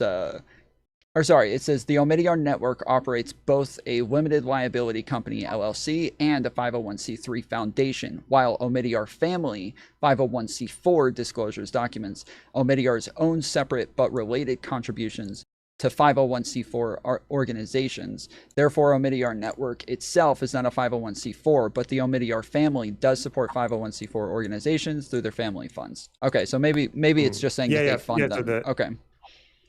Yeah, but the reporters in residence that funds Taylor, that's supported by the 501c3 and the LLC. The C3 is transparent, the LLC is not. So that's why people say she's taking dark money, because she knows it's coming from the LLC, but she doesn't know where the LLC gets the money from. That's why it's dark money. Right. By her definition. So my understanding was that like, and I could be wrong. We should talk about it. And I could be wrong. Is that like Taylor disclosed this beforehand? People like knew this already. Yeah, again, we weren't talking about the disclosure. About taking money. Yeah, again, we weren't just talking about the disclosure because a lot of her issues in the article article seem to be with the fact that dark money is involved at all and the influence that it can have on content creators. Yeah, that was just for Mercedes because she asked the question. And okay. Yeah, I didn't know if she disclosed beforehand or she just started disclosing it after this article backlash came out. Well, as far as she says, she hasn't even gotten paid from them either. So, yeah. Oh, sorry. She's saying she didn't get paid from them. She says she hasn't gotten money yet. She hasn't got a check yet. Oh. Yes. Okay. Because it's like an annual. I think the journalist in residence it lasts like 6 months. So yeah. Yeah, she's still on par to be paid from them. Okay, so I got a super chat from LLC. Sorry, go ahead. Sorry, go ahead. No, go ahead. Well, no, you go to your super chat first. Bear Claw says for $9.99. He said money coming in. So yes, exactly. Yeah. So what is more likely? This org is paying creators to influence their opinion, or they are paying them because the opinions the creators already have. It's not hard unless you're being bad faith. So I guess we'll start with Prime. Do you think that they're asking influencers to kind of move, if they're like grabbing far left people or anybody who would normally be critical of the DNC or of Israel, that they are going to limit those people? Or do you think they're finding people who already agree with them? So I already answered this question, earlier, but I'll do it again for this chatter supporting Tom. Good work on that. Yeah, I think that from my limited observations into all of this, it seems like they're just finding people they already agree with them. And rather than necessarily like going and censoring them specifically. I haven't seen any evidence of that yet. It might exist, but I just haven't seen it. And that's just the easier way of doing things, right? Rather than taking someone in, like establishing like some sort of financial relationship with them that in itself can be scrutinized by the law, right? And this individual doesn't align with you, is going to fight you, going to be a troublemaker. It's much easier to find someone who more or less agrees with your opinion, and then build up their platform and so they can reach more people. Right? That's the far easier way of doing this. So as far as I know, that's how they're doing it. And I think it's okay to gatekeep. I mean, like, you can decide who you pay your money to. It doesn't have to, just because you're opening a shop like this doesn't mean all political all sides of the political spectrum or all sides left have to be involved, right? So they're allowed to do that. And even again, I myself would not be included. They wouldn't want me in something like this, which is unfortunate for me, but still I think completely they're right. I think from some of what I heard, I believe they do have leftists as part of this, like people who are much farther left, people who are most of what they do is criticize like the establishment Democrats and like talk about Israel, Gaza. Maybe I should join up. I don't know. Maybe. Yeah, maybe I should put an application. Dispel. Then I would disclose, right? Sure. Dispel. Did you want to answer the question? Would you mind reminding me on the question? Yeah, they're asking, do you think that people go ahead and pay people who already have the same beliefs that align with the goals of the organization, or do you think that they're limiting people after starting to pay them?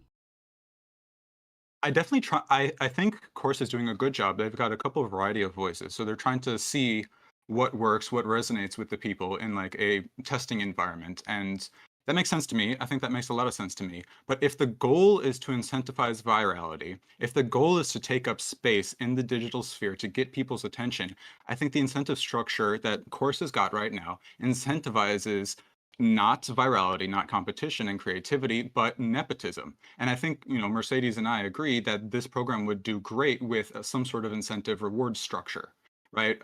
Taylor Lawrence is on her, half a year, 1 year sort of sabbatical to enter into the program. I think that's great. And then once you are in the program, like a scoreboard every month for whoever, gets the most engagement, I think is a great way to turn it.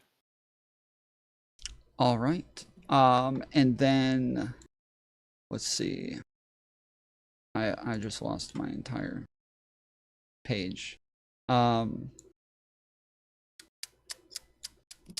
I guess somebody had a question earlier that I thought was for LonerBox, but I'm not exactly sure what they mean by it. But they said, do you think that money is fungible?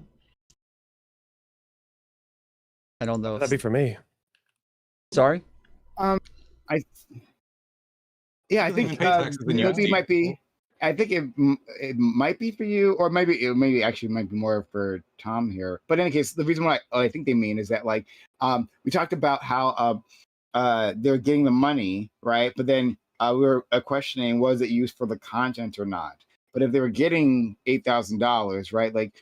How would you know where that check went through? I mean, $8,000 came in, and then it helped them presumably have a better setup, have something, right? We wouldn't know what we couldn't follow $1 versus another. So it being fungible.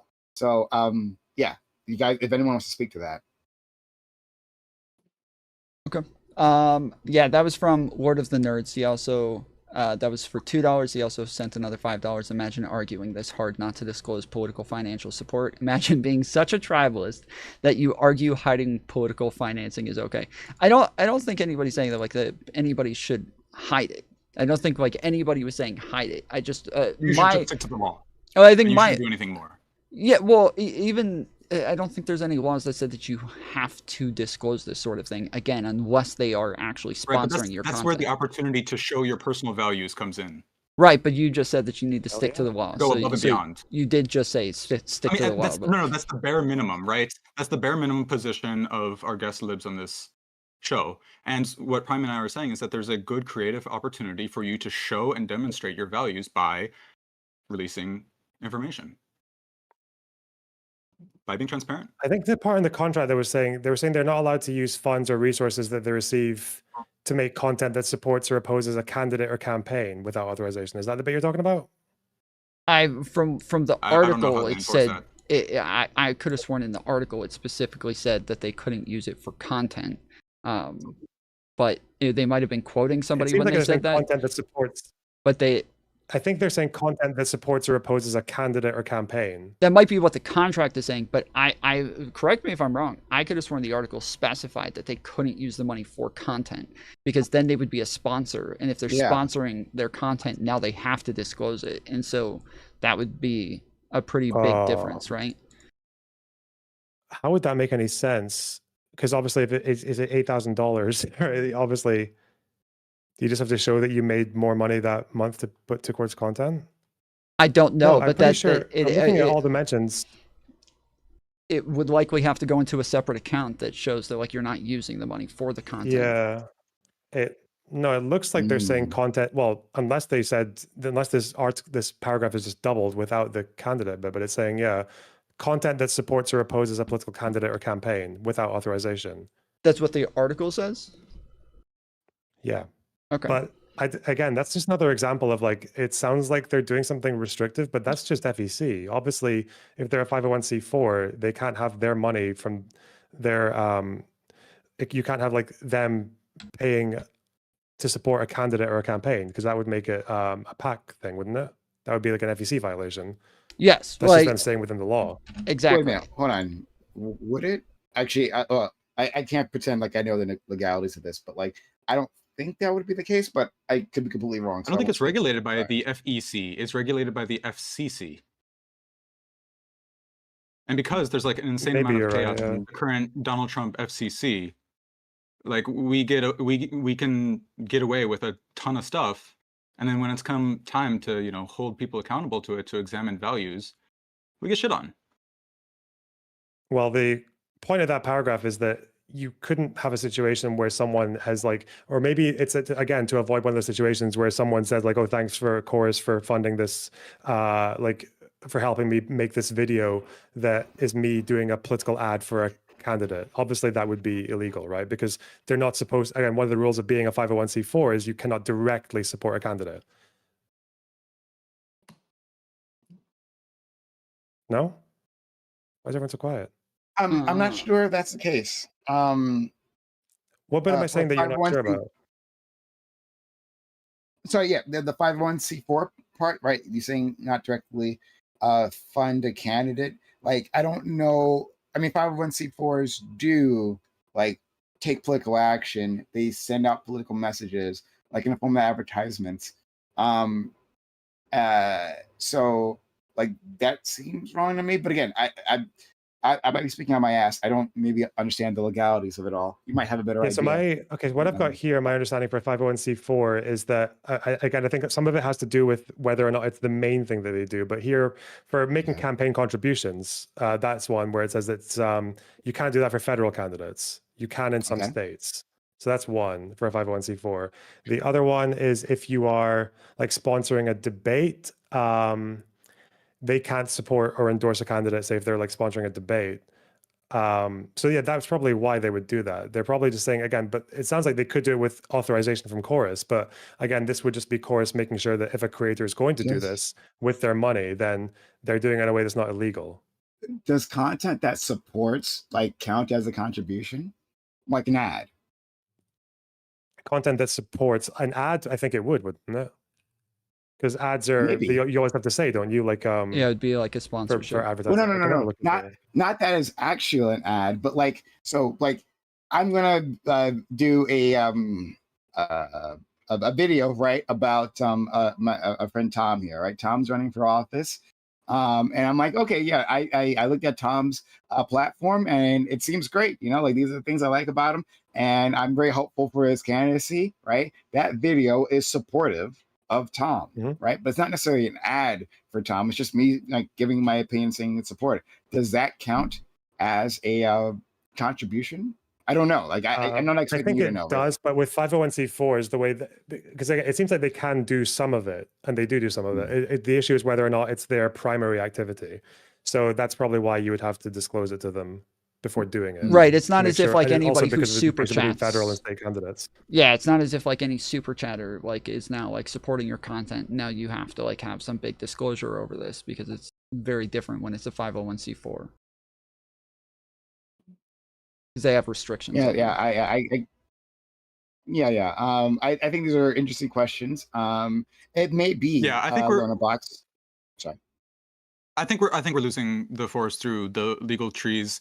I think trying to mince apart the exact sort of semantic barriers for each legal classification it's just exposing the same sort of values. You know, we're just going to stick to the law-based things just like that. We're not going to go above and beyond. I think this is just a dark money tactic to divert from the analysis here, which is actually analyzing liberal values. And when we try and analyze liberal values, we get berated for it. Yeah, okay. Make it about the one thing you've only wanted to talk about the entire time, but this is just an example of there being a paragraph. The course article is what we're talking about. It's just a paragraph. Article? Yeah, it's a paragraph. Yeah, it's a paragraph in the article that is just again presenting something to sound restrictive, even though it just seems like legal compliance, like not bare minimum, but legal compliance, like avoiding doing criminal shit with the money. This is what I'm saying. This is the forest through the trees. It's not forest for the trees. It's the article presenting something that is them actually doing something good, but in the context of trying to make it look like it's restrictive. Yeah, not breaking the law is good. I completely agree. I also think that going above and beyond to demonstrate your personal values of transparency is also good. And piling it into, so the thing they said prior to that is to say that they're being restrictive with interviews, and then after they say, oh, they're not allowed to use their funds to support or unfairly candidate or a campaign.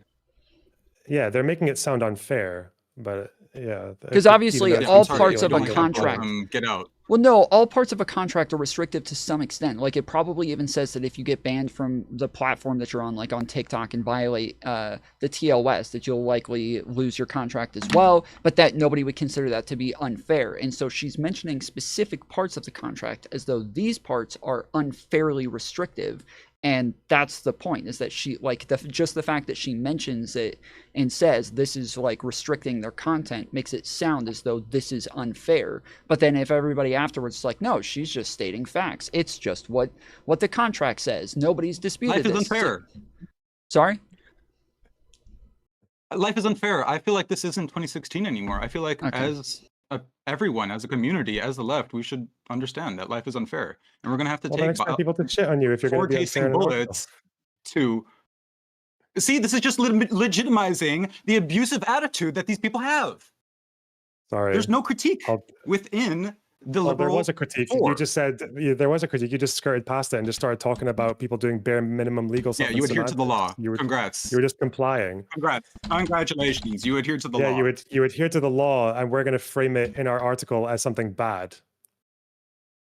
Is this not a topic worth discussing? That is a system that is bad. Oh, do you see how you just completely dark is in front of money, and then that goes in front of dark doesn't mean that means what is this, it's negative or bad. It's just a reality of the system.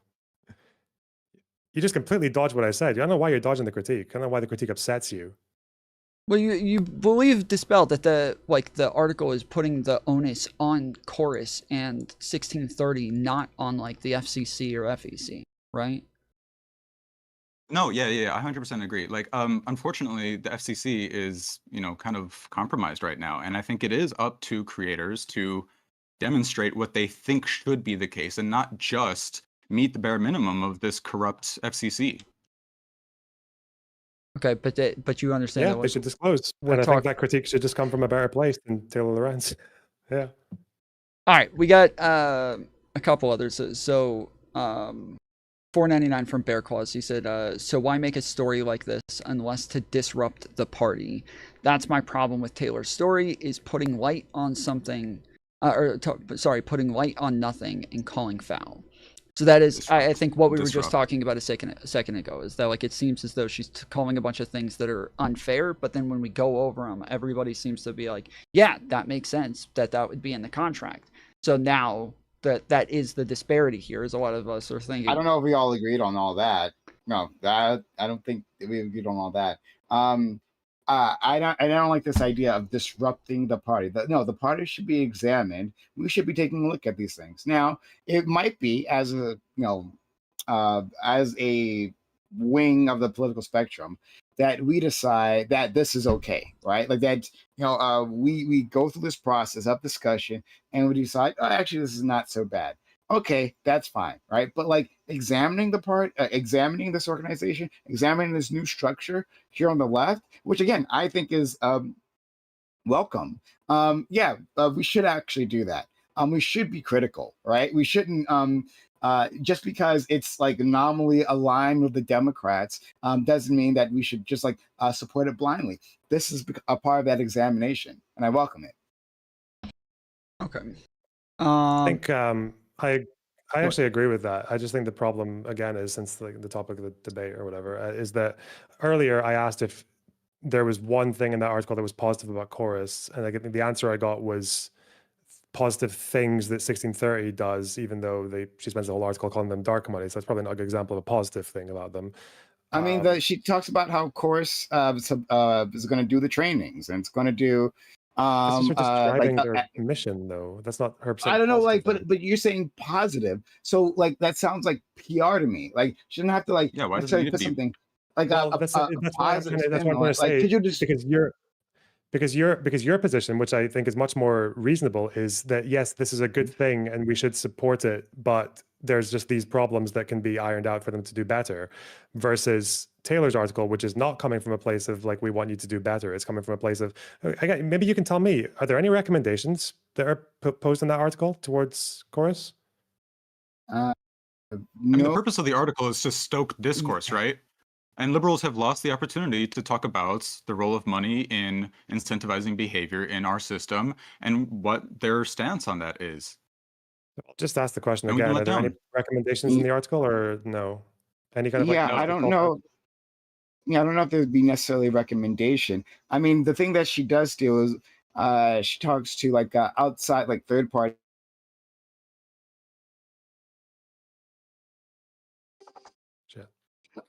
Examine the contract, and then they like give their opinion. Did we just get hit by a cyber on attack? it, but sorry. Yeah, the Discord dropped off. You're good. Go ahead. Okay. Yeah. So she sent it to these third party professors, and they gave their opinions on it, and some of them felt this was very restrictive, and were unsure about this, and like asked for caution while stepping into this world. But in terms of a specific recommendation as to what to do, but like I don't know that it has to have a recommendation. I don't know why that would be necessary. You're right, it's not necessary, but as far as I could see, there was only one semblance of a recommendation, and it came from Spahar, I think their name's pronounced, where they were just saying that like we shouldn't be using these middlemen groups, which it seems to be the prescription. But the way that they're saying it is, it seems to be don't do any of it. It seems to be. So I was, where's Spahar? Where are they saying? They're saying what we need is for people to invest in independent media, and that doesn't necessarily mean investing in a consulting group that is going to become a middleman for independent media. But again, they're all middlemen if they're not just donating directly. So this just sounds like the only recommendation, or the only semblance of a recommendation here, is that creators should just rely on benefactors like donors, patrons. And I disagreed with this particular I'm glad you point out this comment, because I disagreed with it, right? Like I think that you can have a group that is, if it's providing like a benefit, right, within this transaction, then that I wouldn't call it necessarily just a middleman, right? Like it again from the reporting, it sounds like they're giving them a whole bunch of other trainings and access to like connecting them with candidates that they might not always be connected to, right? Expanding their ability to do content. I wouldn't call that person a middleman. However, I can see why they would think that if you have to run your interviews through them, right? Like, hey, like I can't, because there was that whole Zoran line, right? Like if I get Zoran, I have to go through Chorus, and I don't want to do that. Like that sounds like a middleman to me. Like, why would I have to do that? I got this thing on my own. They're not involved, so. Well, that comment about Zoran was specifically from someone who didn't start working with Chorus, and as far as we know, more than one creator has said that they actually can just go independently by themselves, or at least if they're cluing people in, it's just for contact reasons or whatever. But again, Did they show like paid. I don't know how you can show a receipt for that. I think the receipts that she did show were her emailing politicians like through her own personal email, and it seemed like it just looked like she was just setting stuff up by herself. But again, the contract seems to be saying that like if you use their booking system through the Chorus newsroom, that through that, once you go through that, you have to do everything through them or loop them in on all of the details. But that if you go do stuff by yourself on your own, that it's not necessarily going to be involved. There's definitely a cohort that is taking these. There's definitely a cohort that's taking these daily meetings, right? I think it's entirely possible that Chorus did something very smart, which is breaking up the creators into cohorts, into groups based on what they think they can cultivate the creators into being. And one of those cohorts might have been one with a more heavy hand, a more sterner look, just to see like what works. Right? Liberalism is all about taking these incremental changes that you can reverse and to see like what works, what doesn't work. So the article says, creators also have to loop Chorus in on any independently organized engagements with government officials or political leaders. So it doesn't sound like it was saying that what you implied. That contract was published, though. That part of the contract was published. And in the published part of the contract, it's all under booking through the Chorus newsroom. If you can show me that, then that'd be great. No, I'm not. I can read you the whole thing if you want, or I can give you a screenshot. Please, go ahead. I managed to navigate around her bobbing head, fucking TikTok. Yes, that was yeah, she was saying, so this is under book engagements section. Chorus will provide contractors with access to the Chorus newsroom, which coordinates booking and engagement opportunities for creators with government officials, policy and nonprofit experts, and others whose expertise and experiences are relevant to Chorus's progressive policy agenda. Contractor agrees to 1, utilize the Chorus newsroom to book engagements, 2, disclose to Chorus newsroom personnel any engagements with government officials or others on topics related to Chorus's policy agenda that the contractor arranges through other means, and 3, collaborate fully with Chorus regarding all such separately arranged engagements. So it seems to be for separately arranged. Yeah. Like it seems for separately and newsroom engagements, Chorus wants to get looped in. Although again, looping in, I don't know if that means like, she used the word funnel as well as looping in. I think even though they seem to have different meanings, but looping in seems like. Are you familiar with the phrase like circling back? Yeah. So that's sort of like go ahead, sorry. Well, my interpretation was that if they booked it through the newsroom, but they didn't actually use their production setup, that even if they still had the newsroom book it, but they were doing it somewhere else on some other setup or somebody else's stream or something like that, that was the separate part, and that was what you would still have to disclose. Because the fact that people said that they've never had to disclose these sorts of things makes it seem like, yeah, that's because it's only due to whether or not you do it through the Chorus newsroom. I think that might be too generous. It could be that what it's saying is, because it says again, people who are arranged through other means, and then you collaborate with Chorus regarding those other means fully as well. But again, that is probably because people are interacting with politicians and they don't want to risk someone interacting with a politician in a way that might end up with a creator doing kind of like a fuck up that looks like they're doing what they're not supposed to legally, because obviously interactions between money and politicians is always a big problem with FEC regulations or FCC. So but again, that might just be another thing where it's like a very draconian sounding contract, but we don't have any evidence that's actually been applied in such a strict way. Because again, even common sense, how would that look in practice if we were saying, any engagements outside of the newsroom with government officials or others on the policy agenda, that would mean that you have to tell Chorus like about everyone you're talking to, everyone. But are they really doing that? Well, specifically, it would be government officials and others. Government officials. Well, no, because if you talk to Hassan about politics, it's political. So, yeah. It's others on topics related to the policy agenda. So that could, that's you're broad. correct. That could be anyone. Yeah. Yeah, you're correct. So this seems quite broad. I think okay. First of all, I think your criticism here of LonerBox might be valid. That yes, it sounds more restrictive than it actually is. But to be fair to Taylor as well, she reached out to these creators, right? Like she reached out to a whole list of them. And in the article, unless she's lying, of course, in the article it states that they didn't actually get back to her. So if they wanted to make the case that, oh, well, yes, this is in the contract, but in actuality, we actually have a lot more freedom, then they could have done that. But it didn't seem like they did do that within the context of the article. Well, and for whatever reason, again, maybe they should have. Yeah, they should have been more responsive. They have responded in their videos, though. I don't know why people keep saying it's all just them accusing them of fake news. Like that Ali girl literally explained what it's like in practice. So she could have done that to Taylor, or she could have done that on a TikTok. It's not really any different.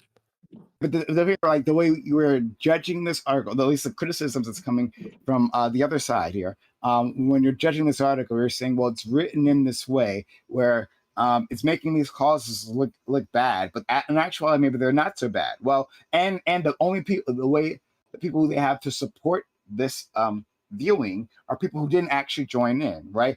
People who either were rejected or were rejected by Chorus or rejected Chorus. And in that space, actually she tried. Taylor did try, and people didn't reach out, and so that's what she had to print, right? If that's how we're judging the article, that's what she had to print. Although I don't think she would be, again, I don't think she was forced to just start listing all of these things, even though she has no idea actually if that's how it's being applied. Because the same with the quote from the person about Mandani. Long enough. Yeah, I mean, she's been in this industry long enough to know that contracts with NDAs, they always, even if this one's especially draconian, they always look draconian. It's on the subjects and to reply, right? Like if this is the what their understanding of the story is, and that's what they should be putting out. They shouldn't necessarily hide this because oh hey, I guess I can't be quite sure. This is what the contract says, right? This is a not necessarily a bad faith interpretation of it. This is what it actually says. But they can respond within the article, but they chose not to. So I mean, I don't know. Maybe we had a better impression if they did. So again, it's one of those things where if it was me, I would respond, but that's just because that's what I'm like. But I don't like using the unwillingness to respond to Taylor Lorenz, especially because I feel like anyone working for Chorus would know that an article from Taylor Lorenz, knowing what she's like, right, with her politics and her leanings, you would know that this is a hit piece and you might just not be interested. You might just feel jaded. So I don't think you should use their lack of a reply to her specifically for an article as any indication for or against them. To me, that's neutral. Well, okay, no, I agree. I agree that they're, sorry, to be clear, I'm saying that their lack of response can be neutral in itself, right? But you're judging the article on the fact that it puts out this clause, and then you're saying, well, now that makes it a hit piece. Well, no, I think putting out that clause is neutral. This is what's in the contract. As long as she's not misrepresenting the contract, then she's not misrepresenting the contract. It seems like the judgment comes from, well, somehow Taylor should intuit that actually this isn't so bad, right? Without anyone actually talking to her, without anyone actually responding. See, she simply printed what she knew of the article. If the article, do you think it's a coincidence that the Majority Report, the Hassan Piker, the Vanguard, that these not negligible outlets for left-wing alt media all read this in the most absurd way possible. Like they inferred DNC money, they inferred choking them on their positions on Gaza, they inferred like establishment billionaire shill Democrat like AstroTurf. They inferred so much. Do you think it's just a coincidence or like an accident, or do you think it might be the tone of the article was designed in that way? The article, my reading of the article, doesn't imply that. However, it could. Sorry, I'll like build a picture. It could be the case that yes, the tone of the article leaves room for people to interpret it in that way. Like so, when I was looking into again David Pakman's response to those comments, people were saying, "Oh yeah, this is why." David Pakman hasn't commented on Gaza. Like we finally figured out. And like I was extremely skeptical of that. Like not having read the article at that point, I was extremely skeptical of that. You know, I think the reason David Pakman has a comment on Gaza is because he's a dog shit Zionist, right? And he understands that his point of view is unpopular within the party. So he's doing the smart thing and not commenting at all, right? But I think it's quite mundane in the dog shitness of his policy agenda. But like, yes, but to assume that that wasn't necessarily his opinion, especially since he's been like the Gaza situation has been going on for so long, right? And to now like transplant that back, right? Oh, it must have been this Shaoli organization. I thought it was completely unfair, and it could be the case the article leaves room for that. Okay. Yeah, some people don't even need money to be Zionists. I need to pee. I'm really sorry. 1 second. Okay.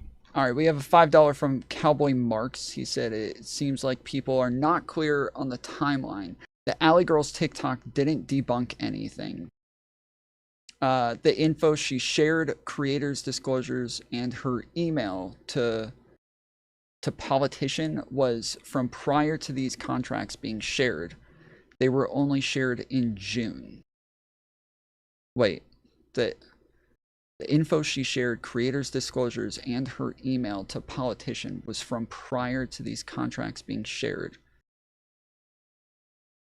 I'm not understanding what that has to do with anything. Does this person make a previous disclosure? They're saying, like in June? Maybe they missed a disclosure. Hmm. I mean, I don't know. I Like, feel like our problem isn't that these people aren't missing disclosures or they're not following the law. It's entirely possible that there's multiple cohorts within Chorus that have slightly different plans for themselves and how they're going to be motivated by the Chorus infrastructure. And so, one group might have disclosed really early, right? Yeah. No. No. Yes, Allie. We understand that Allie did disclose these things ahead of time, and that Allie did. Yeah, and that the emails and all, like the contract, all of that was prior. Yeah, of course, that would have to be the case. Yeah.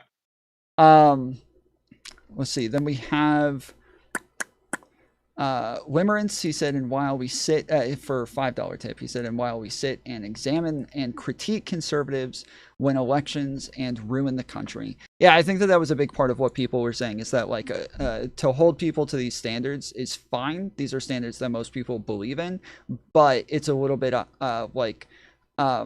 it's not great to like hold Democrats to standards that Republicans aren't held to, because this is just a way for Democrats to continue losing. And so they would rather just advocate for the laws to be changed to where everybody has to disclose these things, instead of saying, hey, Democrats, we're going to like make sure that you're held to a much higher standard continuously, to where obviously we want Democrats to be held to a higher standard in some ways, because otherwise we wouldn't vote for them. But I think that that's like a big part of it, is that a lot of people feel like this is just disadvantaging Democrats.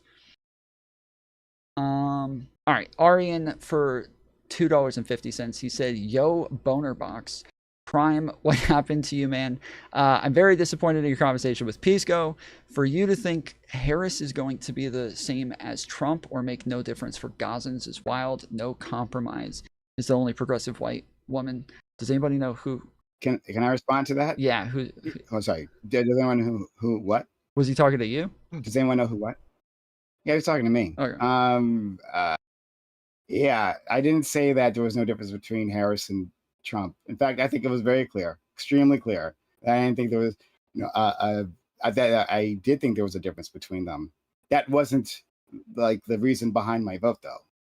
Like, correct? Like, if not, just like please review the VOD, because it was extremely clear. We looped so many times on exactly why I voted the way I voted. So like that's a okay. I will say in my debates putting, with Pisco as Tom. well, he tends to argue against a position that I don't have and repeat it over and over, and I end up correcting him over and over, and he repeats it over and over, Oh my and God, I correct yes. him over and over. That's yes, what just that is- happened. that's Holy every shit, that's debate exactly with what Pisco. happened Yeah. last night. No. Yep, that's I mean, every debate I Pisco have is a with lawyer. Pisco. He's used to. Pisco's a lawyer. He's used to charging by the hour. Fair enough. And we went for a long time. But yeah, that wasn't my point at all. Yeah. Yep. It's a bold claim. Let's see. Pisco Lord of the is my boy, Nerds also for $5 super chat said Walmart is just trying to quietly pay Walmart fans to make better stream to talk about Walmart. What's the problem? I mean, does anybody want to explain the difference between Walmart paying people to talk about Walmart products versus this? No. It's a very similar problem. I mean, the only difference is that Chorus and PV are nonprofit, and Walmart is for profit.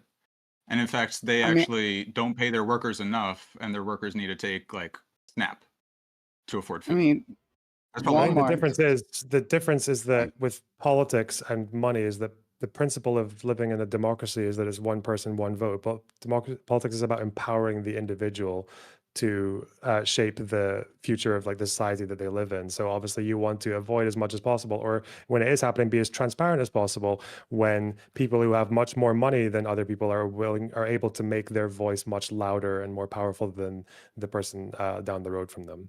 That's probably why. Yeah, but LonerBox, you don't believe in radical transparency. You just believe about adhering to the boilerplate, which is fine. No, it's actually, just not if you were values that listening, I'm or I share. And I think the majority of it's not my fault that individuals you're or not listening to a independents in fucking word I'm America saying, actually but value. I did say that I think it'd be better if these people had disclosed. I think generally people should disclose. You should actually change the law so that people should have to disclose this. Yeah, but that's not what I said. So I don't know where the fuck you got that from. You're just a liar, just parroting. I'm a liar. Fucking bird brain. Yes, you're a liar. It's literally Yes. classic. Nice work there, LonerBox. Lying. They're a shill. Yeah, awesome.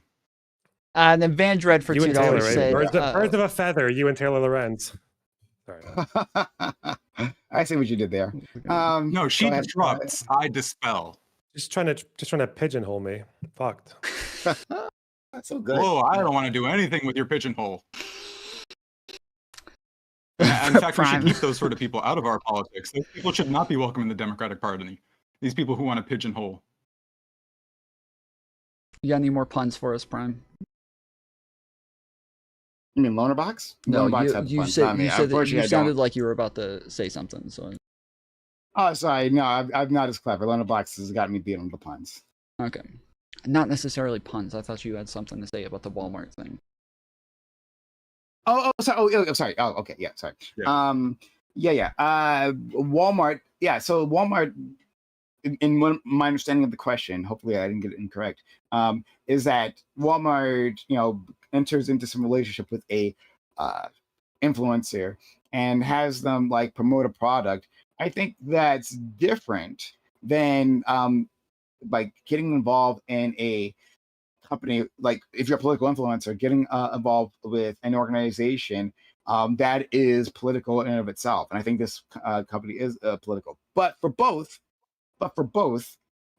you should disclose, right? Like, so they're different. You're being paid, but like in the end result, you should be told, right? Like if I'm presenting this product, right, that happens from Walmart.com, and I'm getting a check from them, I should let you know that this is the case. This section of the video sponsored by our good friends at Walmart. Ugh, that makes me feel disgusting saying it, but like, I should let you know. It's Walmart right? family. Oh my God! Please no. But yeah, hopefully that helps. Okay. And then the last one was from Van Tread asking, says, why are you bald, Tom? So thank you. Okay, one more from Arian for 250. He said, LonerBox, you should educate Tim Foolery on IP. Sometimes he has pretty bad takes on history. Wait, what is that? Okay, never mind. I don't care. All right, we got I got it. So I gotta go. Yeah. Yeah, I was gonna say we gotta finish up. So let me do you guys want to give some outros real quick? Prime, do you want to tell everybody where to find you?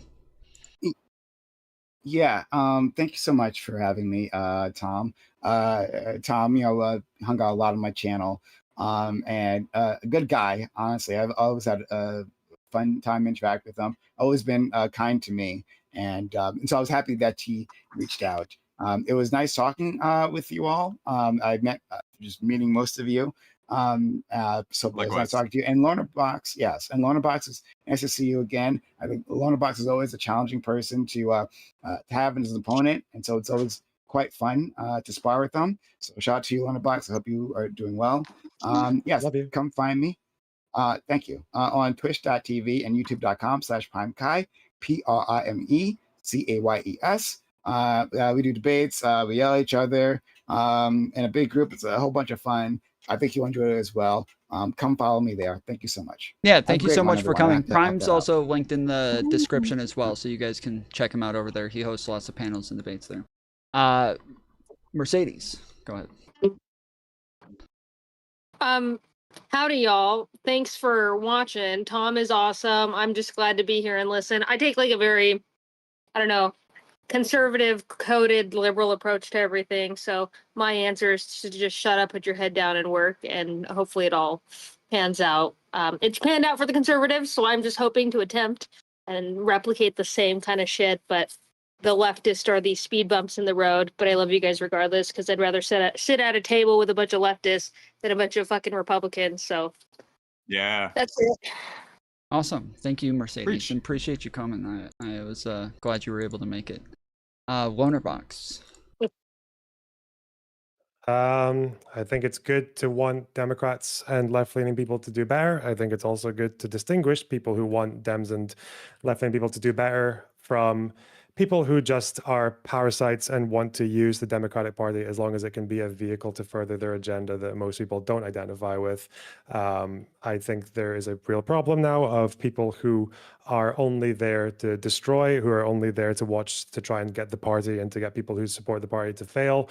Revolutionaries, commies, people who are obsessed with the free Gaza or free Palestine shit, even though, again, at the end of the day, it seems like most of them would just be happy watching half of the world's Jews get thrown into the sea. You spot the good critics from the bad ones, just like you do in your everyday life, you know? There are some people who want you to grow and they'll give you critique. There are other people who are just trying to bring you down. And I think it's quite clear what Taylor was doing with that article. Thanks for having me, Tom. Glad we got to make new friends. Yeah, I appreciate you coming. And just a reminder for chat, we are not ending. We've got a bunch more debates coming up. We're doing a 24-hour subathon. Destiny versus Rob Noor coming up next. And then we have another panel after that. So don't go anywhere. And then Dispel, where can people find you? Awesome. Yeah, thanks, Tom, for hosting this. This was my first live debate. I really enjoyed it. The people can find me at twitch.tv/dispel_marketable streams. That's twitch.tv/dispel marketable streams. We do great content. I fundamentally believe that getting true information takes a little bit of hard work, and I try not to spoon feed things in my content. We're going to be going over a lot of interesting stuff, Jevons paradox, complexity, these sorts of paradoxes, while playing some awesome games. This weekend, we're going to be playing Enna Dream Barbecue, this, weeb sort of game. Awesome. All right. Well, I appreciate you coming on, man. Have a good one. Thank you so much, Tom. Have a good evening. Good luck. Okay. Oh, my goodness.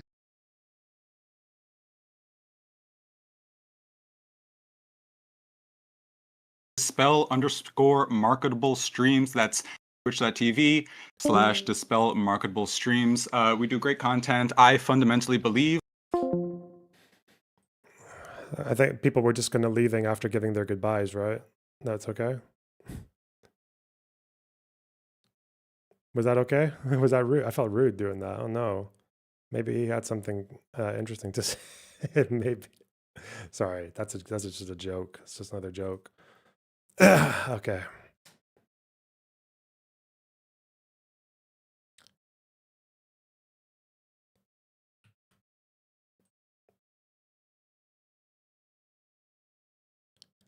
Hell yeah. That guy was banned for anti-Semitism. Yeah, apparently people in my Discord know who he is. I don't know. Apparently he's like friendly with the... I don't even know what they're called. The Wiz crowd? I don't know. Pawn Scum or whatever. Oh, God. They seem like a President Sunday type, though, just like all rhetoric and not really anything to say, but whatever. Honestly, I swear to God, I thought he was trolling. I wasn't just saying that as an insult. Like, I thought he was just there to troll. Like, just there to mog.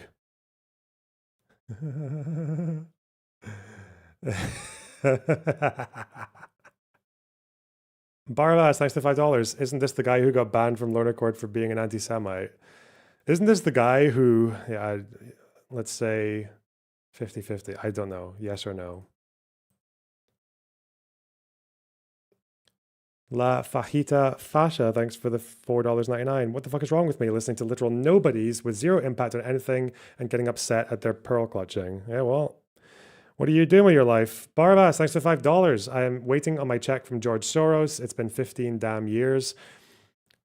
Kane Pillars, thanks for the $5. Ask them what the party line is. They seem to believe it's a pretty obvious thing, but the statement is vacuous and vague. No, as soon as fucking Neckbeard dude was saying like, well, they want the party to win, I'm like, okay, okay. We're in the internet. Ah, okay, nothing's real. I see. We're just vibing here. I get you. Okay. You almost got me there. Almost got me riled up. I was riled up, but at the end of the day, fuck.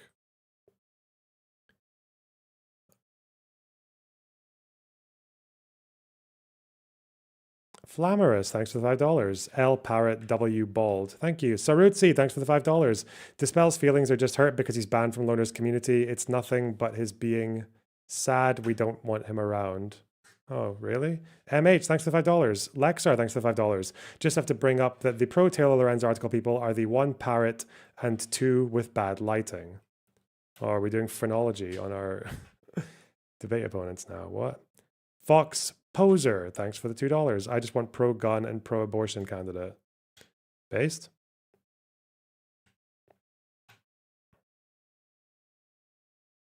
God damn.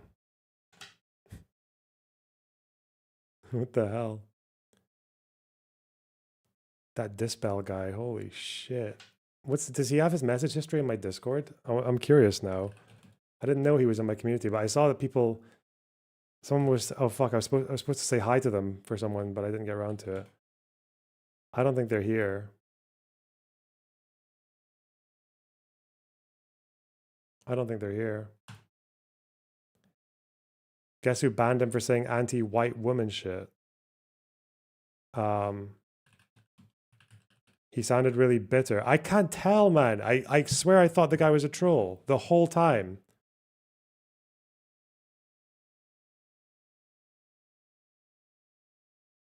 Huh.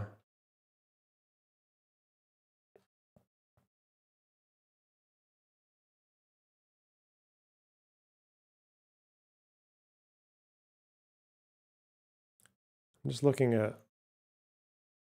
Nah, the person's a troll, man. They're a troll. Absolute troll. Wait, out of interest.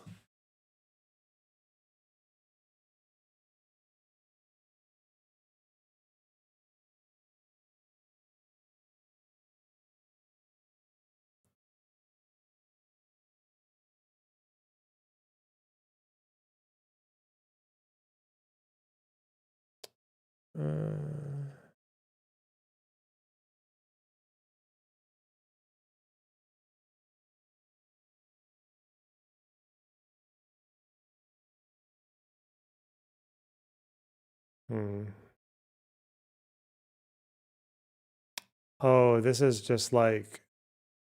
Yeah, okay. I think yeah, this is just what I thought it was. Just like it's like former community members who were just kind of like lefty shitheads who I gave too much trust to. I don't know. Whatever. Big hugging deal. Honked in Maint, thanks for the €5. I liked Mercedes' chair. The upholstery was pretty plain, but the frame around it was something else. Okay. Wow. Saigon, thanks for the €5.99. And Barbas, thanks for $5. Can we have Mercedes in the community? She seems very cool. Also, I like the bird was trying to smash, which wouldn't work, by the way. I wasn't going to do that. Like, what? Why are you, what? Accuse him of simping? Like, fuck that. No. I thought he was trying to do divide and conquer as part of the trolling strategy. That's what I thought was going on.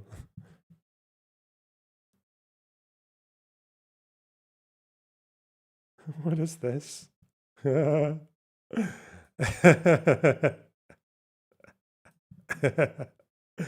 Is this the debate summary? Fuck me.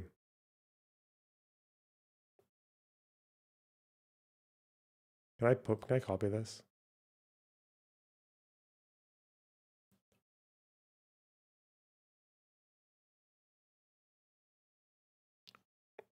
Does this actually work? Let me double check. I'm in a server with this guy, but oh, I just want the GIF address. Give me the fucking address, dude. Hey, what happens if I do this? It just goes to Twitter? How do I save the GIF? How do I... Bro. Hang on.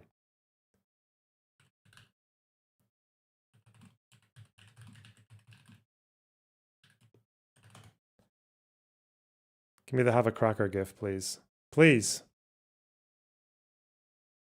Where is it? Why is that one so good? All the ones I can see here are like horribly bright and poorly defined. The fuck? Oh.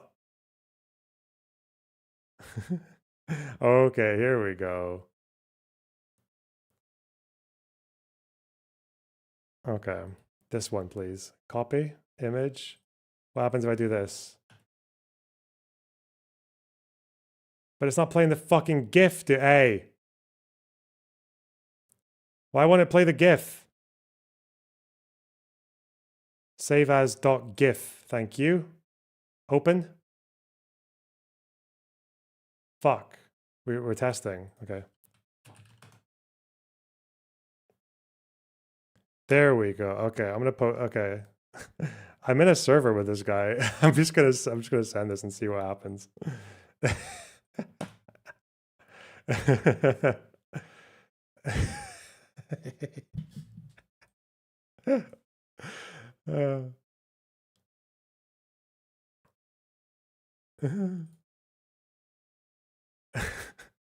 I'm in this Discord with them, so I'm probably gonna get banned. They're probably gonna kick me now.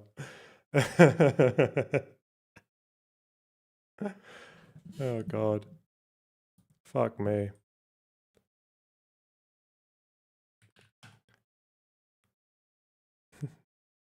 Dead as the dodo. Not searching the GIF in Discord. You know me. I'm analog in a digital age, okay? I am not Digibox.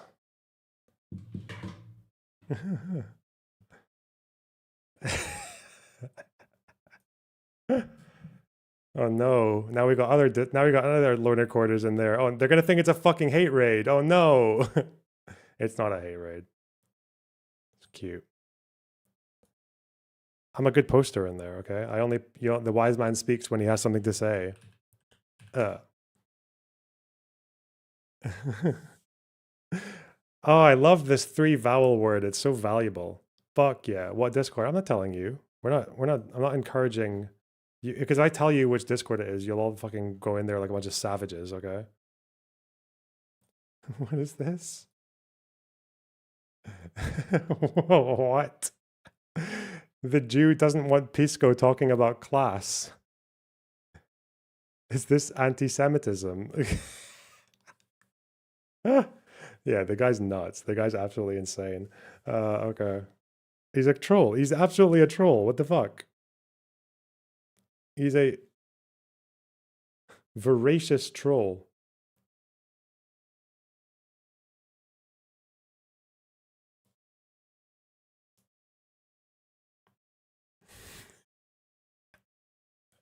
Okay. BL? PL. Plen. Blend. Got him. Get fucked. Die. Okay. Ugh.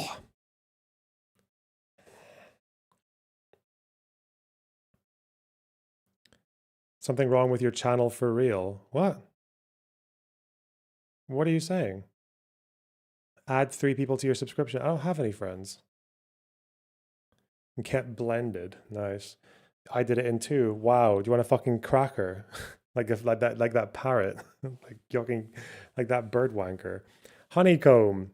Organism. Fixed string lights. Pain.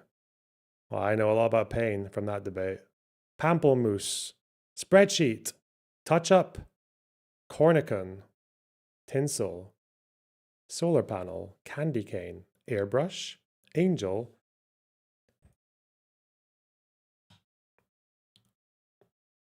I don't mean the literal DNC. I just mean the figure of speech. You've been waiting for the page for Slay thing. Apparently it's not even new, but yeah. Someone hit the goal. No, the goal's expired. I'm just chilling. We've made a lot today. We're good. We made decent bang. Decent bonk. Oh, sorry, there's more. Oh, ZJM, thanks for the $5. Dollars for the Silk Song Fund. And Honkton Maint, thanks for the $5. Get back into the Factorio mines. I will never play Factorio. Fuck that. Silk Song. What's Is this a new game? Hollow Knight. Okay. Is this what kind of game is it?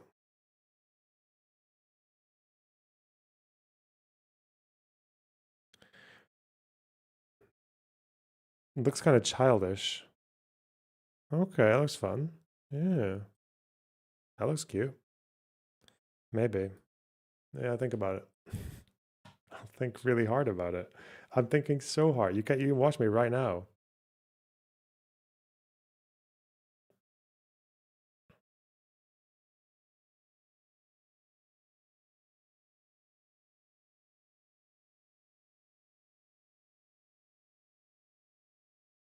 I am thonkin.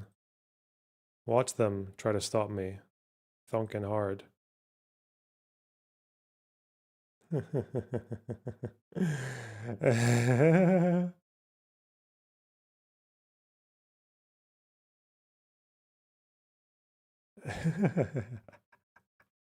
Dude, this fucking guy.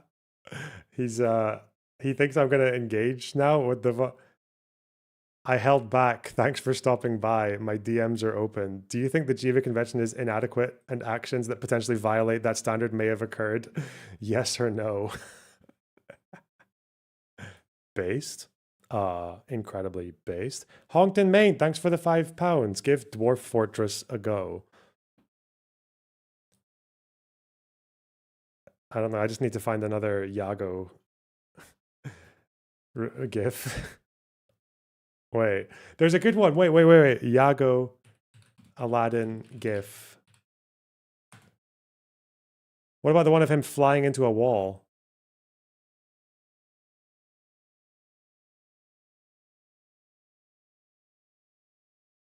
Oh, I can just look at gifs here. Hang on. Iago, I'm growing. Let's see. Where's the one where he flies into a pillar?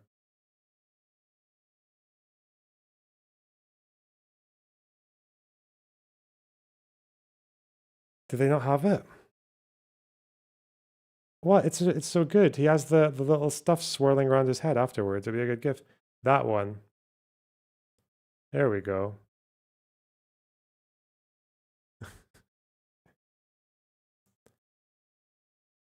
Okay, I think that's a good response. That's good, isn't it? I'm sorry. When he gets burnt like chicken. Yeah, well.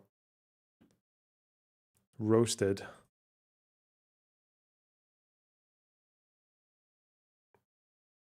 Okay.